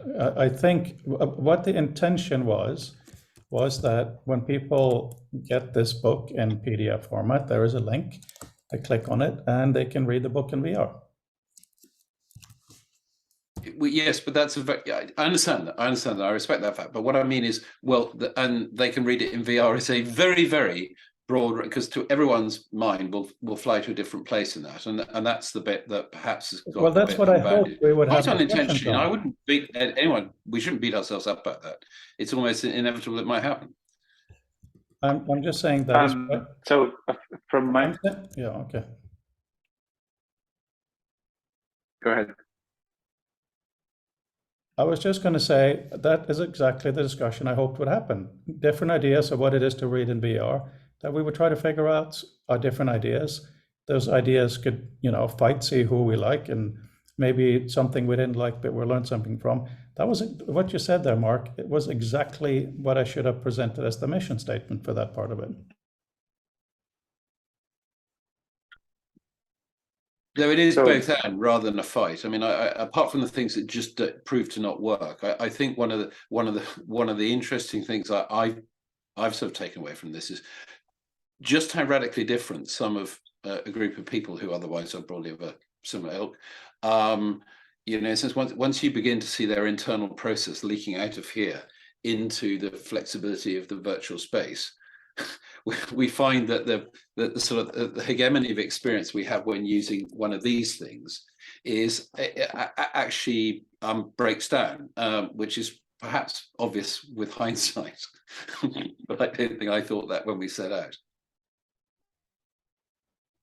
Yeah. So on a purely logistical level, unfortunately, my daughter's weekly assembly that they ask parents to attend to, it coincides with the first hour of the Friday meeting. So that's why I don't come to some of these, is because my daughter has expressed a very clear and pouty and preference for my being able to attend at least some of the time. And she was an excellent, if somewhat overwhelmed, vampire for the parade this morning, so that was charming. On the second point, I mean, sort of further to what Mark was saying about the way in which hypertext strikes people as a desperately confusing concept in all but the most sort of well delineated places. So Wikipedia at this point seems to be something that people can kind of understand. but hyperfiction is something that if we were to earnestly try on people, they would be left absolutely without a paddle.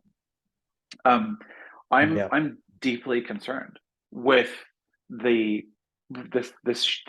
basic presentation of this, but in VR for that same reason. It's like, this is gonna freak people out and make them vomit, you know? And so my concern with reading the book in VR is just like, what is worth doing is an essential question to be able to ask, which unfortunately obliges people to go into much deeper questions about what is the conceptual content of the book and what is worth doing with it, in order to be able to do that. And as I've been thinking about how to improve writing over the last 10 years, it's a pretty long-term thing. Is like, what is writing? And taking me to things like Scrivener and Final Draft 10, and there's a really interesting snowflake method writing tool where snowflakes have 6 points, and you expand on those fractally until you end up with a full length story. And it's a way of structuring things such that you can end up with an outline for a whole story rather than just the few points. You could make. Well, you brought that up. I have those 2 books. That's great. Go ahead. Oh, the snowflake method. Yeah. It's cool. But if you think about improving writing, then you almost immediately have to get to like, what writing? What are you writing, and what formalisms might you be able to kind of push into a piece of software in order to improve? And I think the same is the case for reading. And so you need to understand the nature of the text and what the text is doing in order to be able to come up with a reasonable sort of route to improving it.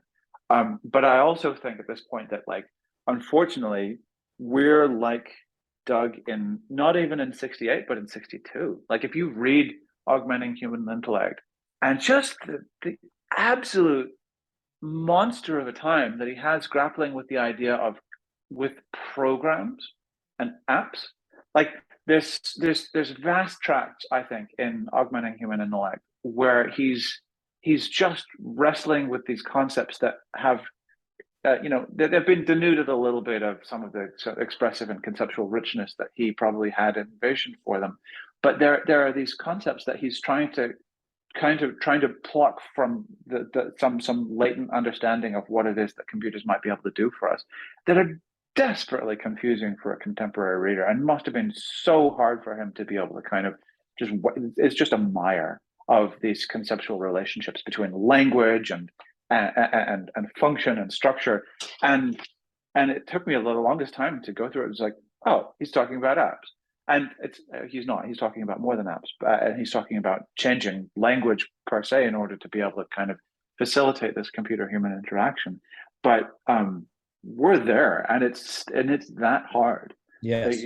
At a conceptual level for us to be doing this stuff. And what's I think tantalizing and so frustrating about this moment, Frode, is that we could make a book in VR feels like it should be that close, but it isn't.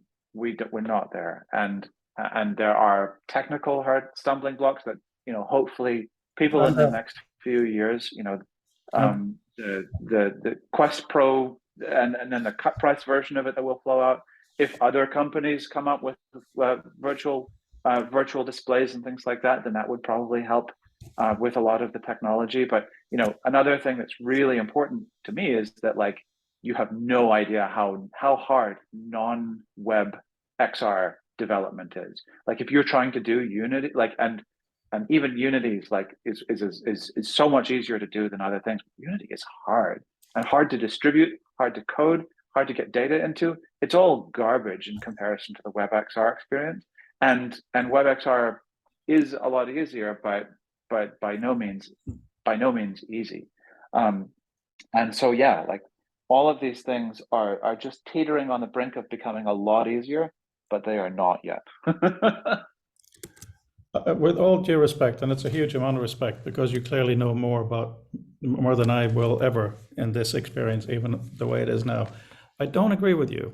And the reason I don't agree with you is I just read the book in Dropbox in VR, right? On the Quest Pro here, it's beautiful, right? Lots of pros and cons, and we could have spent more time on the headset, but it is not bad, right?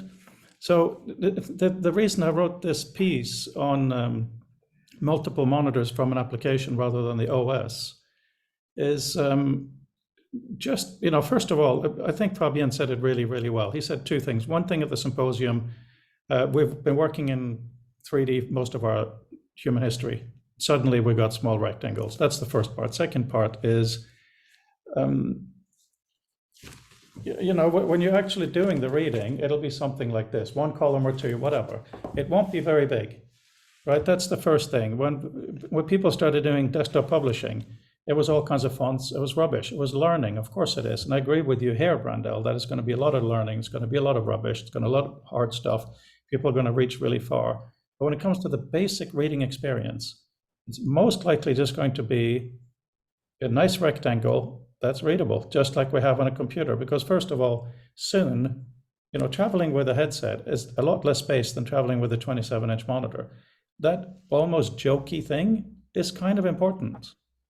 Right? So you are so far ahead of the curve that I think that you are ignoring some of the lighter things. I'm not saying necessarily the entire book. We could throw away the timeline. We could throw away my introduction. There are ways we can slim it down. But just to start experimenting with any kind of interaction outside of this, as we called it earlier in the conversation, virtual iPad, however you go through it. One of the things was in this, I'm just going to show you. So in this book here, actually, don't look for a second. There's two things relevant to this conversation now. One is, imagine there's two gestures, one to go to the next page and one to go to the next heading, right? That's the first half of this thing. That's where we started this morning. So imagine on a desktop, you have a down arrow to go next heading, right arrow goes to the next page, right? So we're going through our book. And we come to Andreas' thing. If for some reason you don't want to read it, there's a huge amount of pages to go through to get to the next section. But if you do down arrow, you get to the Q&A. That's not it. Boom, you're at Andy Campbell, right? These are things that I now want to put into. I mean, look at Barbara. Boom, boom, we're done with her. Bob, done, right? These are really useful things. And it's almost a joke that it's so simple, right? This is not fancy. It doesn't at all use the space like Eduardo Quach. I don't care about space poetry. Boom, you're gone. The reason I'm showing it is something hidden at the end. You see, I haven't done the processing of the last pages. See how long it is? What's that? I have to drop. Okay. Thanks for joining today, great and seeing hope we you. can continue in a big smiley manner. I apologize for Very good. being prickly. Bye. No worries. Fair enough. Yeah.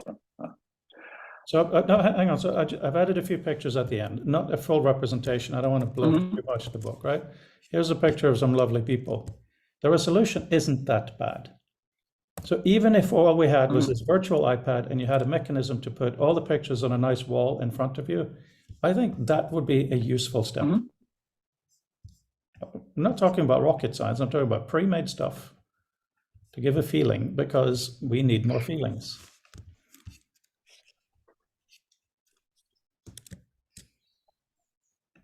That's it, really.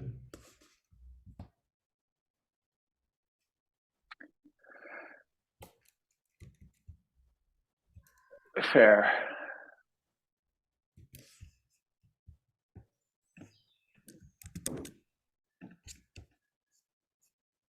I'm also trying to delete a lot of stuff to finish that demo. So if you wonder why I keep staring at the screen, that is why.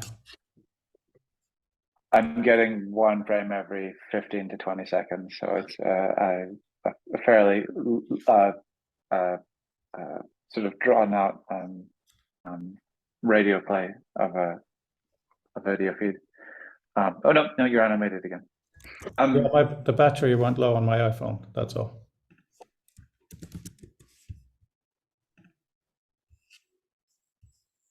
All right, carpet moth.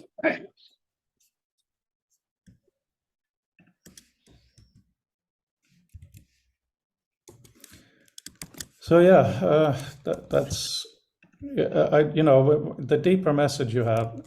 I'm not arguing with that. Completely agree with you.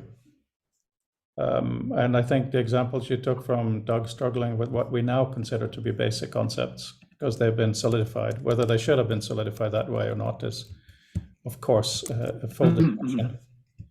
But I think there is things we can do. See, the thing is, you understand too much, right? When you, little me, and I'm not at all being funny with the language, I mean it, I don't have your level of intellect. I'm kind of a simple creative guy, not necessarily big creative guy. We're both creative guys. But what I mean is, and also Mark has accused me, jokingly, of being really visual. So I know that I ignore a lot of the stuff behind the scenes, even though metadata is my thing, so to speak. But I am really talking about the value of having real content to go through, because obviously we react differently to reading something we want to read rather than Greek text, so to speak. And this, you know, having looked at some of these, like Adobe Acrobat in VR, it's utter rubbish.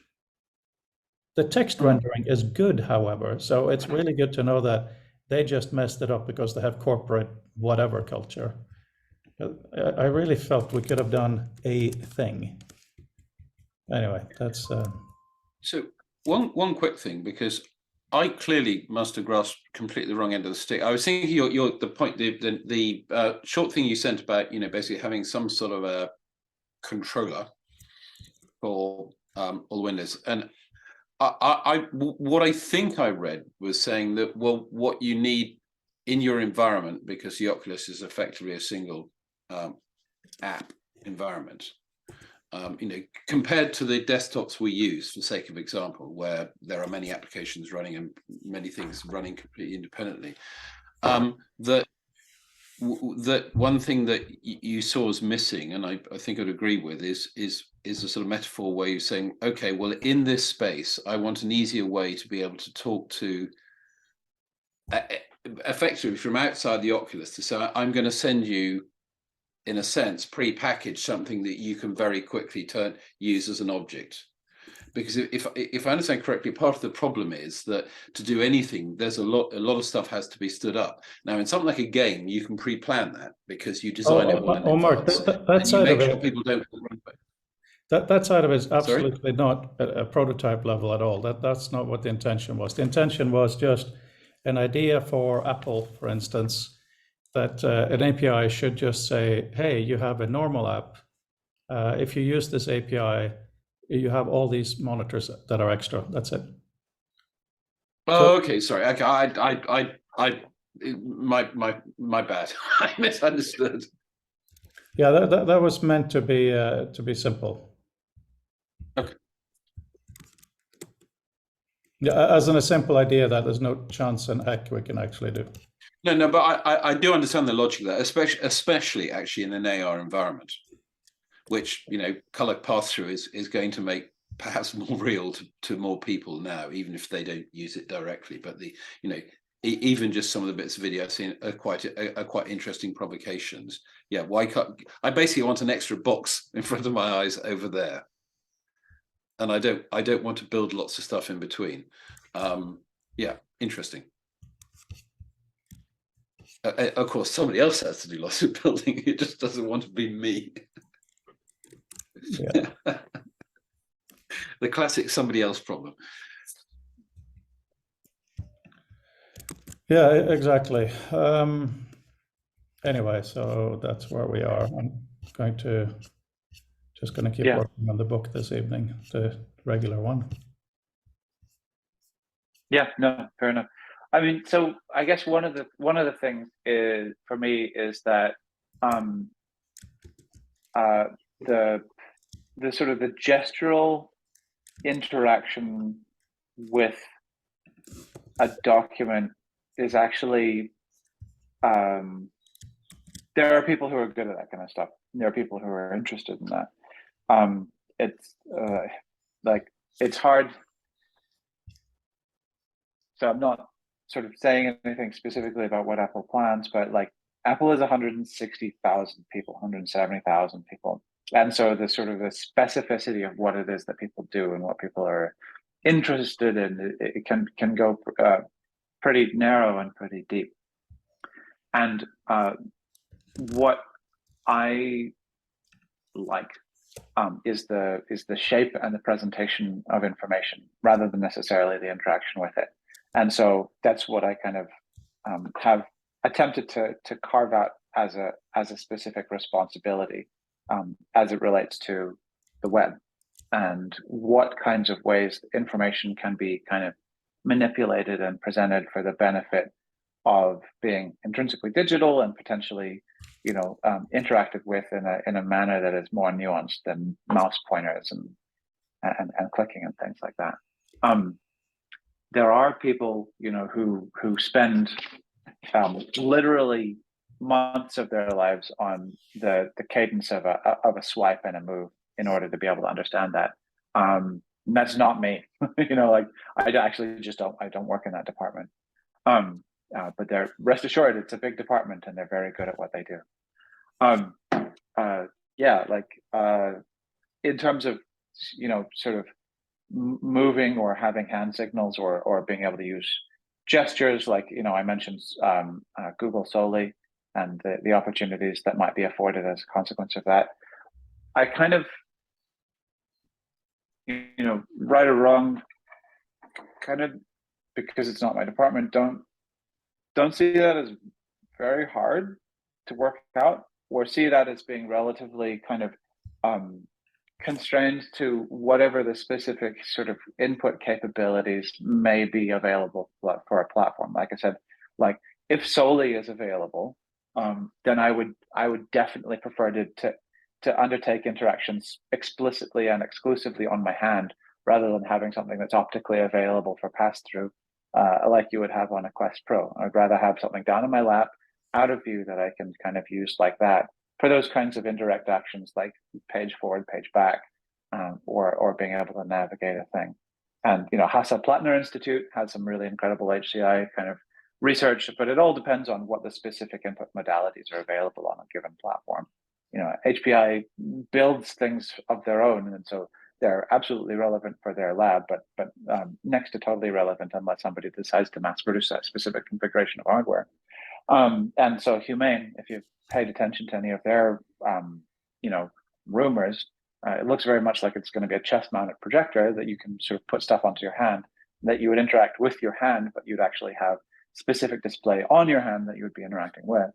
And so sort of the modalities that you would expect to use as a consequence of that would be wildly different.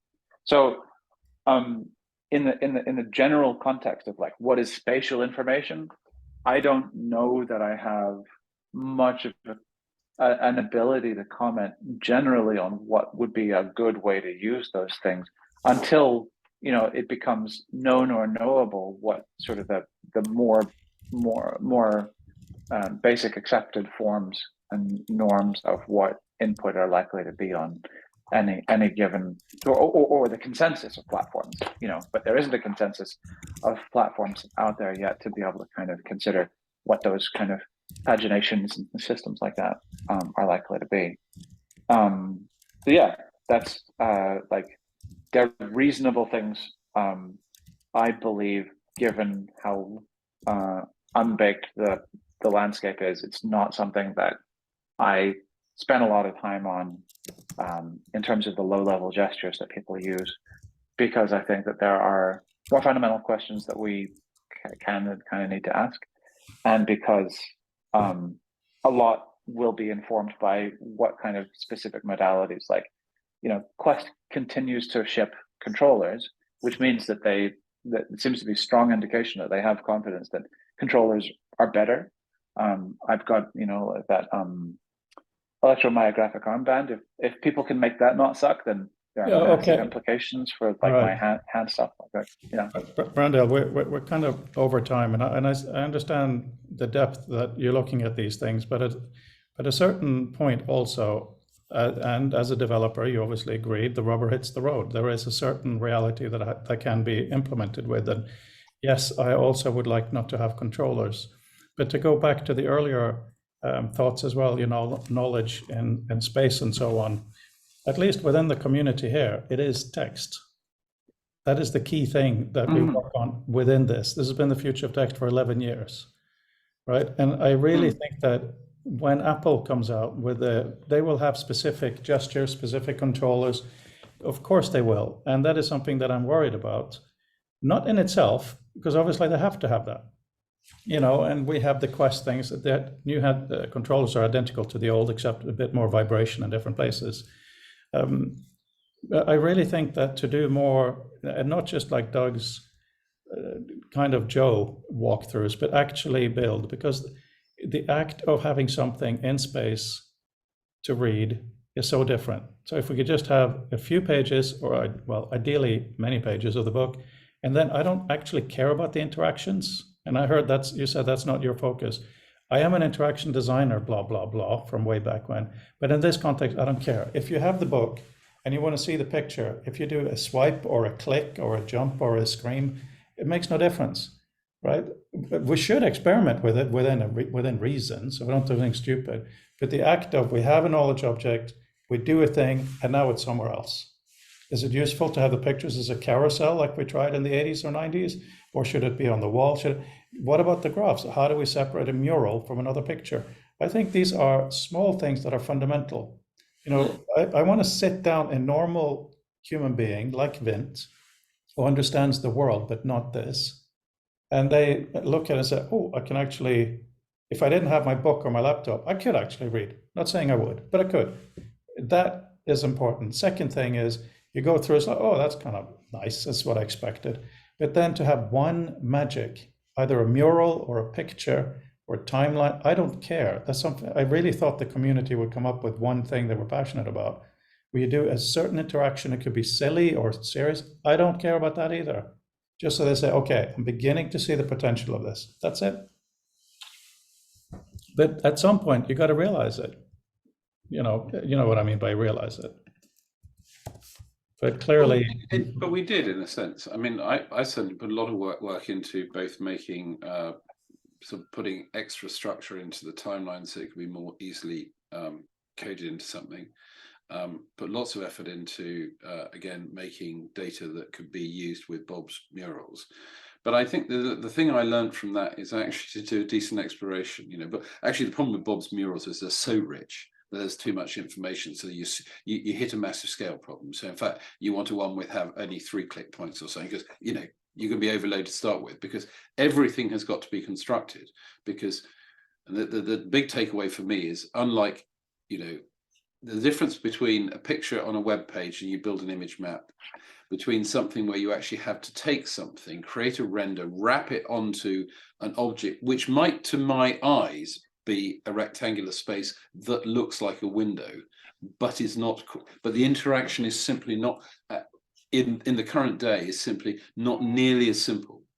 That's the one thing I've really taken on, but I just hadn't realized how much complexity there is, which means that for all we can do in terms of prototyping, taking the very rough ideas and turn them into something that's quite richer is actually a lot more certainly than I had taken on board. I mean, I freely admit that it's taken me a while to get to that understanding.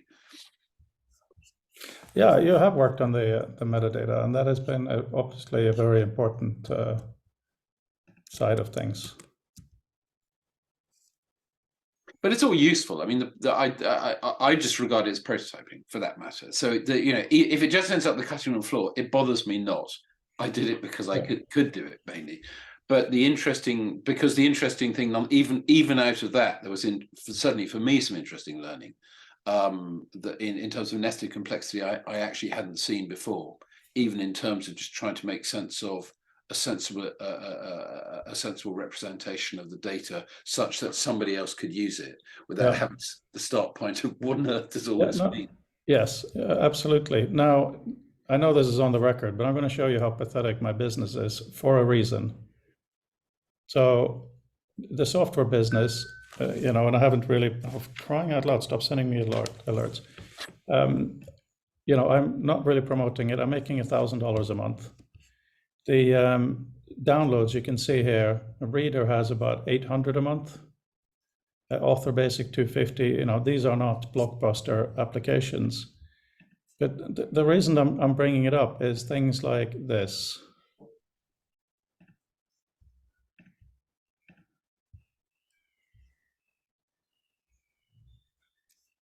Randall, fix Apple server, will you please? Right, there are many of this really clean interface. You know, really good, simple. There's an issue with highlighting, and this, I don't know about this person, but the simplicity and the cleanliness and the speed, right? People like it. This person misunderstood, right? So there are. But how useful do you find that? Because the reason I ask, I'm just trying to say that having very little there does have an audience. There are users who like that, like this guy here, right? This is author, which is different, right? Of course, there's one who hates it. But it is about this is really scary. This woke me up. This guy doesn't understand Command N or Command O. So when you open author now, you get an open dialog box immediately. So this is generation new. So fair enough, right?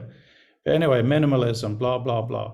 There are some things that need to be developed with controls everywhere, like Photoshop and Final Cut. Of course you need it there. Some cases you need very, very little. It's not for everyone, but it's also what I'm trying to say for what I thought would be our VR project. We could have knobs on the corner, that would be fine. But to deliver something really super simple, that really didn't distract you when you were in your headset, may have been a useful thing. But and the fact that we are now fighting the fact that we can't easily import PDFs, that is very much Brandl, Doug's early days, where there was no way to even get the stuff onto that display. But we don't have a Bill English or any of the other guys. We don't have a, what was his name? Coder guy. Super intelligent, super arrogant. Anyway, it doesn't matter. Because we are not working on a specific project, but it doesn't have to be use the entire environment dynamically for all kinds of knowledge all the time. That's what, 20, 30 years down the line to really get that done. But by then, we will also have been indoctrinated with what the main massive software companies are going to give us.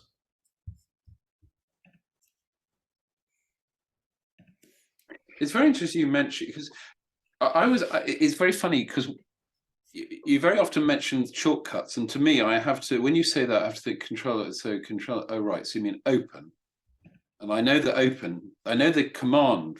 I know the shortcut. It's an interesting cognitive loop in that saying sort of Command O to me doesn't mean something. Saying open, yes, and I know that the way to open it is to use Command O. But using those things doesn't actually, funnily enough, ring any bells at all. Which is why sometimes I do wonder, describing things first by mentioning the command may potentially be losing some of the audience in a way that isn't there. Mark, that's fair enough, but that wasn't really the main point. But yes. I'm sorry that I presented it that way, but no. I do. You see, don't take it.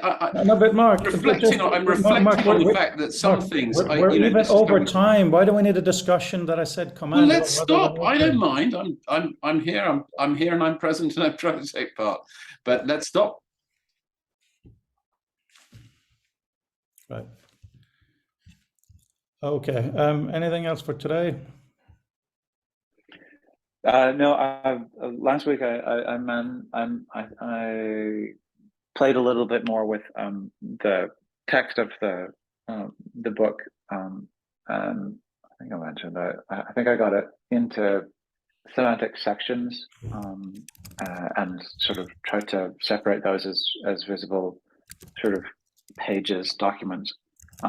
That's interesting, but yeah, one of the things that kept jumping back to me is just that a large number of them are transcripts, and I want to do something different with transcripts, and so yeah, I've been thinking about that. But yeah, I will probably play a little bit more with that and think about what I want that information to be. I mean, yeah, I understand wanting to read a book, but I also feel very much that I want I don't like books, and I don't like the sort of the consensus that emerges from the way that things are presented on pages. And I feel like it's worth digging a little bit deeper into what the information in the book is rather than what a book is, and see the use of sort of the presentation of a book per se in VR as being an intermediary step to going like, what's the information in the book in VR instead.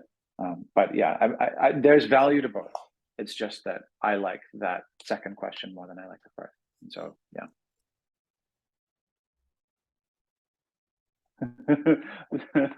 My apologies for the fact that can be seen. It can be seen as obtuse and at the cost purposes, but yeah. Well, I did, when I deleted mention of our book, I did leave, where is it now? Way at the top here. We do have these, there are still links of our work in VR. It's just no longer our book in VR. So, if you want to add something, you're absolutely welcome to, of course. Thank you.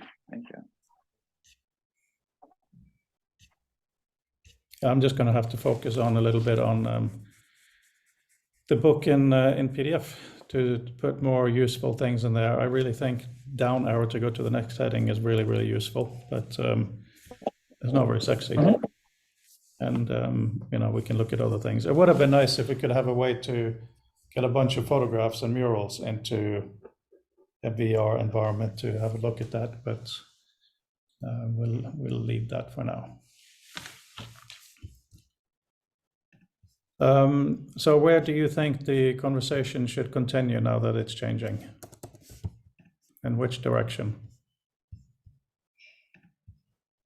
Well, so, one of the things that I have talked a lot about is the way that HTML markup is deceptively sophisticated in terms of what it affords. Something that I actually have had a bit of a hell of a time with in converting what's currently in Liquid or in Author to something that's sort of semantically relevant, is that there isn't actually the sort of the containment relations of saying that everything between two heading level 2s is contained in a section that's related to that. It's worth, I think, thinking about that, because while it's possible to have like a single stream of things that happens to have an H2, having those actual hierarchical containments is really valuable. It's really rich in terms of being able to make selections and excisions from a document to be able to kind of control those things. It's probably that's a pretty major. It has the potential for being a fairly major architectural change in terms of the way that Author considers its documents, but it's one that would pay dividends in terms of the manipulability of that, both in VR and elsewhere, to be able to kind of provide multi-level kind of structuring and things like that. It's a half-baked thought on my part, but it's something that occurred to me as I was trying to work with the document as it currently stands. Yeah. But it strikes me that one interesting thing is that given that Author uses actually a comparatively simple and fairly elegant palette. In other words, it doesn't encourage you to do Comic Sans in sort of 40-point purple or something. So the amount of styling that has to be mapped, because this is a question I find myself asking is, well, what is the driving need to store stuff in RTFD? Is this a legacy issue that's just made its way into the frameworks?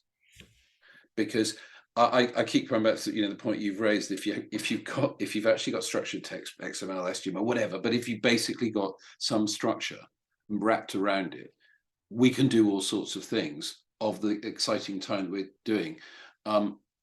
It transpires that actually just getting a blob of PostScript or RTF is great if we want to make make pages on screen, but isn't so cool for effectively remediation, to give it a grandiose term, but you know, just make it look different. And that's a no foul thing. I mean, I really think I'd love to sort of meet someone who knew, in a sense. So, you know, yeah, why is RTF? I think it's just survived because it was sort of easy and people are glom. You know, for instance, Apple has RTFD because people wanted pictures in their RTF. So rather than make a new format, it just makes you horrendously big files with all your images badly compressed into them. And you know, perfectly reasonable thing, and it broadly works because in most cases you never notice. But if you wanted, because I'm thinking again with the book, and you know, Fred was showing us the images. So if the images were more easily accessible, because effectively they were just packaged as part of the document and transcluded effectively. So when you read the document, they're just transcluded into the screen render. Then that again, I think would have some really interesting affordances. But it's about work, and I don't want to trivialize that, because that's the classic West Country answer when you ask for direction. So we don't want to start from here, which may be true, but is not helpful.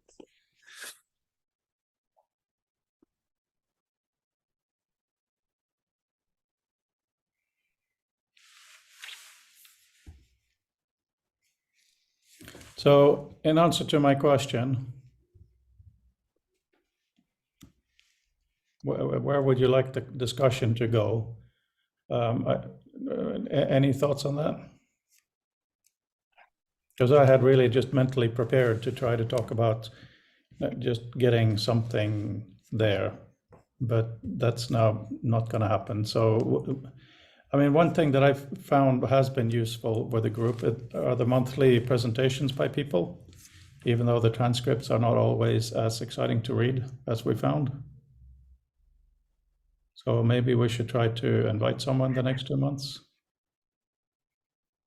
Yeah, no, I think that would be cool to have a speaker. I mean, so the thing is that, like, in the same way that film and media studies calls films text, like the video of the presentation is a text as well. Like it really is. Like by no means am I being flippant there.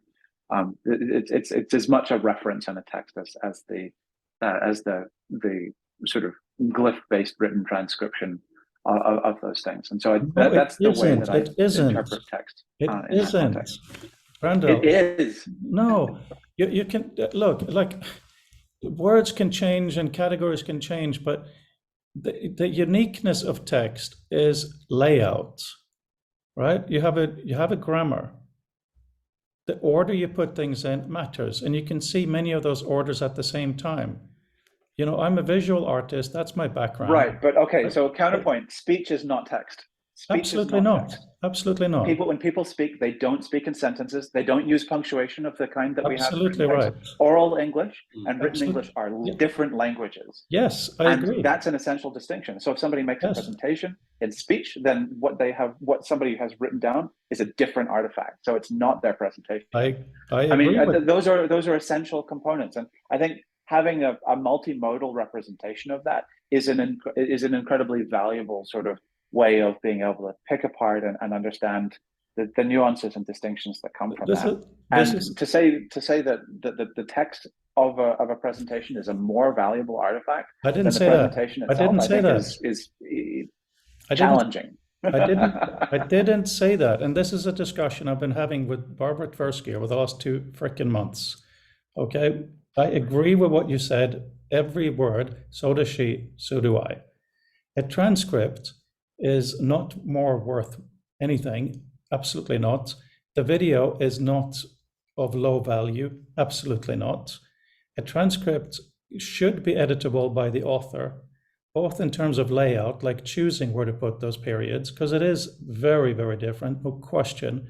Where you include a screenshot or not, as Mark and I have gone through many times, is a huge new artifact creation. Absolutely. Should these things be linkable between each other? No question. These are really important and useful things. But what I am saying is that I've had to fight so many people over so many years when the notion of what text should be is broadened. You know, people have come to the future of text and presented images that have no text in them, saying exactly the kind of film is a text. And that's absolutely fine in those environments, okay? But what I'm fighting for is we've had about 5,000 years of evolution of visual symbols. I mean, Doug sent me an email, which I love and adore, where he said that he thinks that I have an appreciation that he hasn't seen in anyone else of the importance of symbol manipulation. I think you and I, Brandel, have an overlap in that. You also have other interests, so do I, but I consider them, like the military term would be force multipliers. You know, I most definitely would like to have photographs in our book. I most definitely think video should be connected in it. You know, these are not issues. But what text is, hardly anyone in the planet, and I'm not a particularly industrious or intelligent person, but hardly anyone does the focus on text as symbols that have grammar and meaning and layout mean something. You know, we talk about spatial hypertext sometimes, and then almost as in the same breath, text should be reflowable. Come on, guys, let's have a deeper discussion on that, because it's a contradiction, but it's an intelligent contradiction, right? What does that actually mean? Okay, when should my layout, because I'm doing the PDF, be more important? When should you be able to withdraw relatively plain text? And there is no such thing as only the text. It's like even in the 3D render, a green wireframe is still representation, obviously, right? Same with text. You cannot have text without a typeface. It can't exist without a typeface, right? So these these are really important issues for us to discuss. I would love to have long and recorded discussions on them. But when we're talking about moving forward, particularly with our own artifacts, I think we should keep the discussion of text, you know, really in a sacred place, because no one else is doing it. Yeah, but an interesting bit that I think is sort of moving onto stage now is AI, where most people, I think, have a woeful misunderstanding really what it is, because, you know, it's one click. For all we do with machine learning, it really struggles to understand our syntax. So we do have highly structured text, so, you know, the order of the symbols, and it's been interesting because people have assumed, perhaps rather hubristically, that it's just a matter of effectively very, very raw level pattern recognition, and I think it's being proved regularly that for the sort of things we're talking about, no, it isn't. For, you know, if you're taking a bunch of very structured, you know, formatted text, absolutely. But in terms of understanding, and because this is the really interesting thing, I think, about this is why I find it really interesting, the idea of storing text with some semantic structure to it, because actually I suspect it gives far more tractability to medical systems and neural. And Mark, you know, I agree. That's probably a very unpopular view. No, Mark, you know, I agree with that very much. I mean, that is, I would like that to happen both in author and in visual meta on export. There's no question about that, right? By the way, after dinner, Edgar and I will finish Hero, the Chinese movie. You've both seen it, right? Yeah. It is a movie about writing. And it is obviously a very different level. So the rebuttal I would have about, the rebuttal I would have about written symbols is that yes, it's true. Text has been a singular sort of thing in the form of written symbols for the last 5,000 years. The issue is that it had been that had up until about 170 years ago, it was completely impossible to capture sound anyway, in a manner that meant that there was almost a mystical sort of disconnect between what it was that speech was and what it was that written stuff was. I would love to know what sort of the cultural impact of sound recording was there. It wasn't mainstream, you know. It was garbage in terms of the sound reproduction. So that the revolution in sound reproduction happened sort of over the early 20s. But I agree absolutely. You know what you're saying, that nobody is doing text, so that there be a space. Let me finish the thought, please. I'm going to have to bounce. My supper is calling. Sorry. Okay, Fitzy, sorry to leave you in the middle. Sure. So the nobody at this point even is aware of the ability to consider sound as a text, and that is, I think, an immense problem, because these are sort of artifacts that are understandable and encodable. I agree that there are differences in terms of the temporality, that there's an explicit temporal sort of component, and the replayability of sound sort of poses problems. But what I think the temple and the beauty of it is that if we can understand all of the modalities that we have the ability to represent and then sort of allow people to experience, then we have a phenomenal opportunity ahead of us to be able to improve the sort of the breadth and the scope in which people can understand things. And so that's why I want to include video, and why, you know, transcripts of video as a first class entity, as a seekable thing, are such a phenomenal sort of advancement, is that it turns video into a reference material in a way that it had to be understood as kind of more monolithic in the past. So I do see your point that visual symbols on something like a page have an important sort of role to play.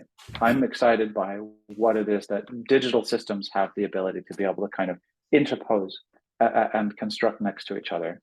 But it is exceptionally useful to understand that is a disconnect and a disagreement that we have. And I think one where it's clear on both sides why one might have that perspective. It's not a disconnect in that sense.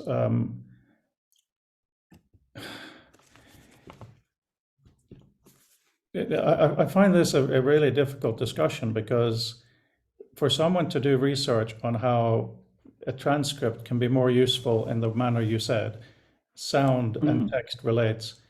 You know, Microsoft has spent a lot of money doing speech to text and reverse, so that you can actually edit text and the same person speaks it, as you know. There's amazing stuff happening to 360 video, Horizon stabilization, AI image generation. Final Cut is an incredible piece of work. And I expect that there's got to be companies out there working on making transcripts really accessible for business, so it's properly transcribed, you can search and all of that stuff. And I absolutely think that's worth investing time and effort in, either as an open source or as a commercial project. No question about that at all. I don't have any problems with that. But what I'm just trying to do is, half of my issue is that I come from a question, and the question is, how can text be more useful to us in a digital environment and now in a VR environment? That's the one half. The other half is I have my own opinions, and my own opinions go into my software. Some people love it, some people don't love it. But when we are in the community that we are now, I'm a little scared of, lock-in. I'm a little scared of the various ways of operating. I'm a little scared of our loss of imagination that'll happen quite soon, I think, because it's happened every time there's been a new medium before. Whoever does the best solution that makes that thing happen. Look at Twitter, bought today by Elon Musk. Why Twitter? Because they set the pieces in for that's how an online discussion works, right? You can't just start up something and compete with Twitter now. It's not realistic. So I've just been carrying a candle for, the primary thing is text. There's a lot of stuff around it. We should absolutely look at how it connects, but why can't we just do that? So I'm going to have to try to focus on doing a few interactions in Reader or something, but I'm finding this conversation harder and harder to have, because I've been fighting with Bob Horn so much because he wants everything to be a mural. I've been fighting with Alan Laidlaw because he comes in very randomly. He hasn't got a clue of half of what we're talking about, and he comes in asking deeper and deeper questions. Been fighting with Peter Wasilko because he's talking about coding environments, and then he doesn't want to do VR headsets, but he knows about all these spaces.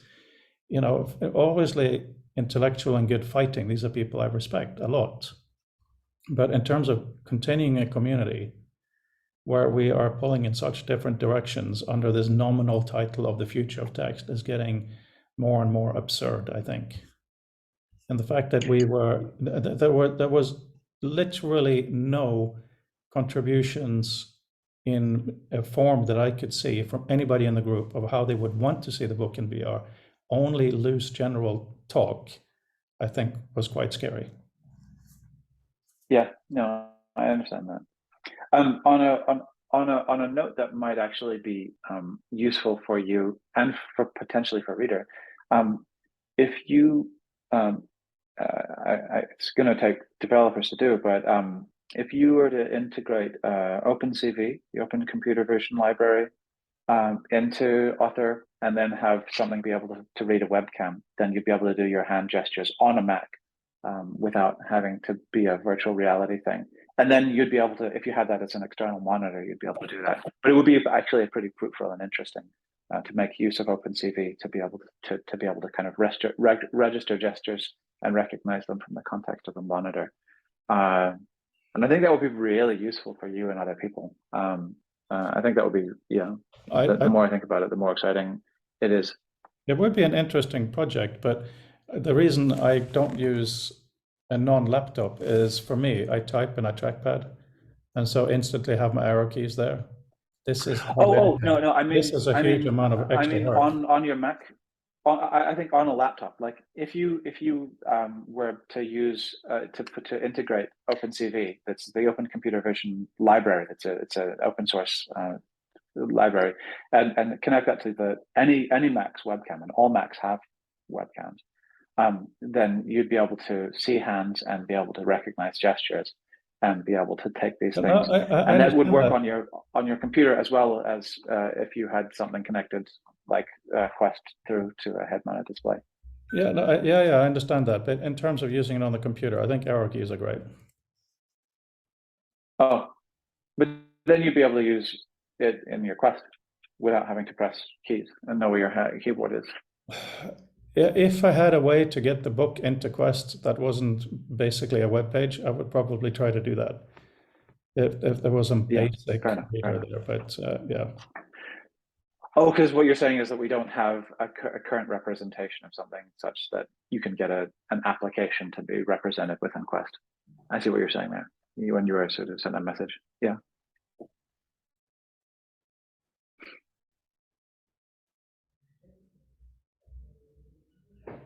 Yeah, well, I'm really sorry to hear that you're so sort of enervated by the discussion. I feel like it's exactly what we should be doing, and I'm really thrilled to have to be part of a community where these things are being carried on, because it seems like there are levels of abstraction people want to be at, and some are more and less, but it's all really fruitful. It's all essential.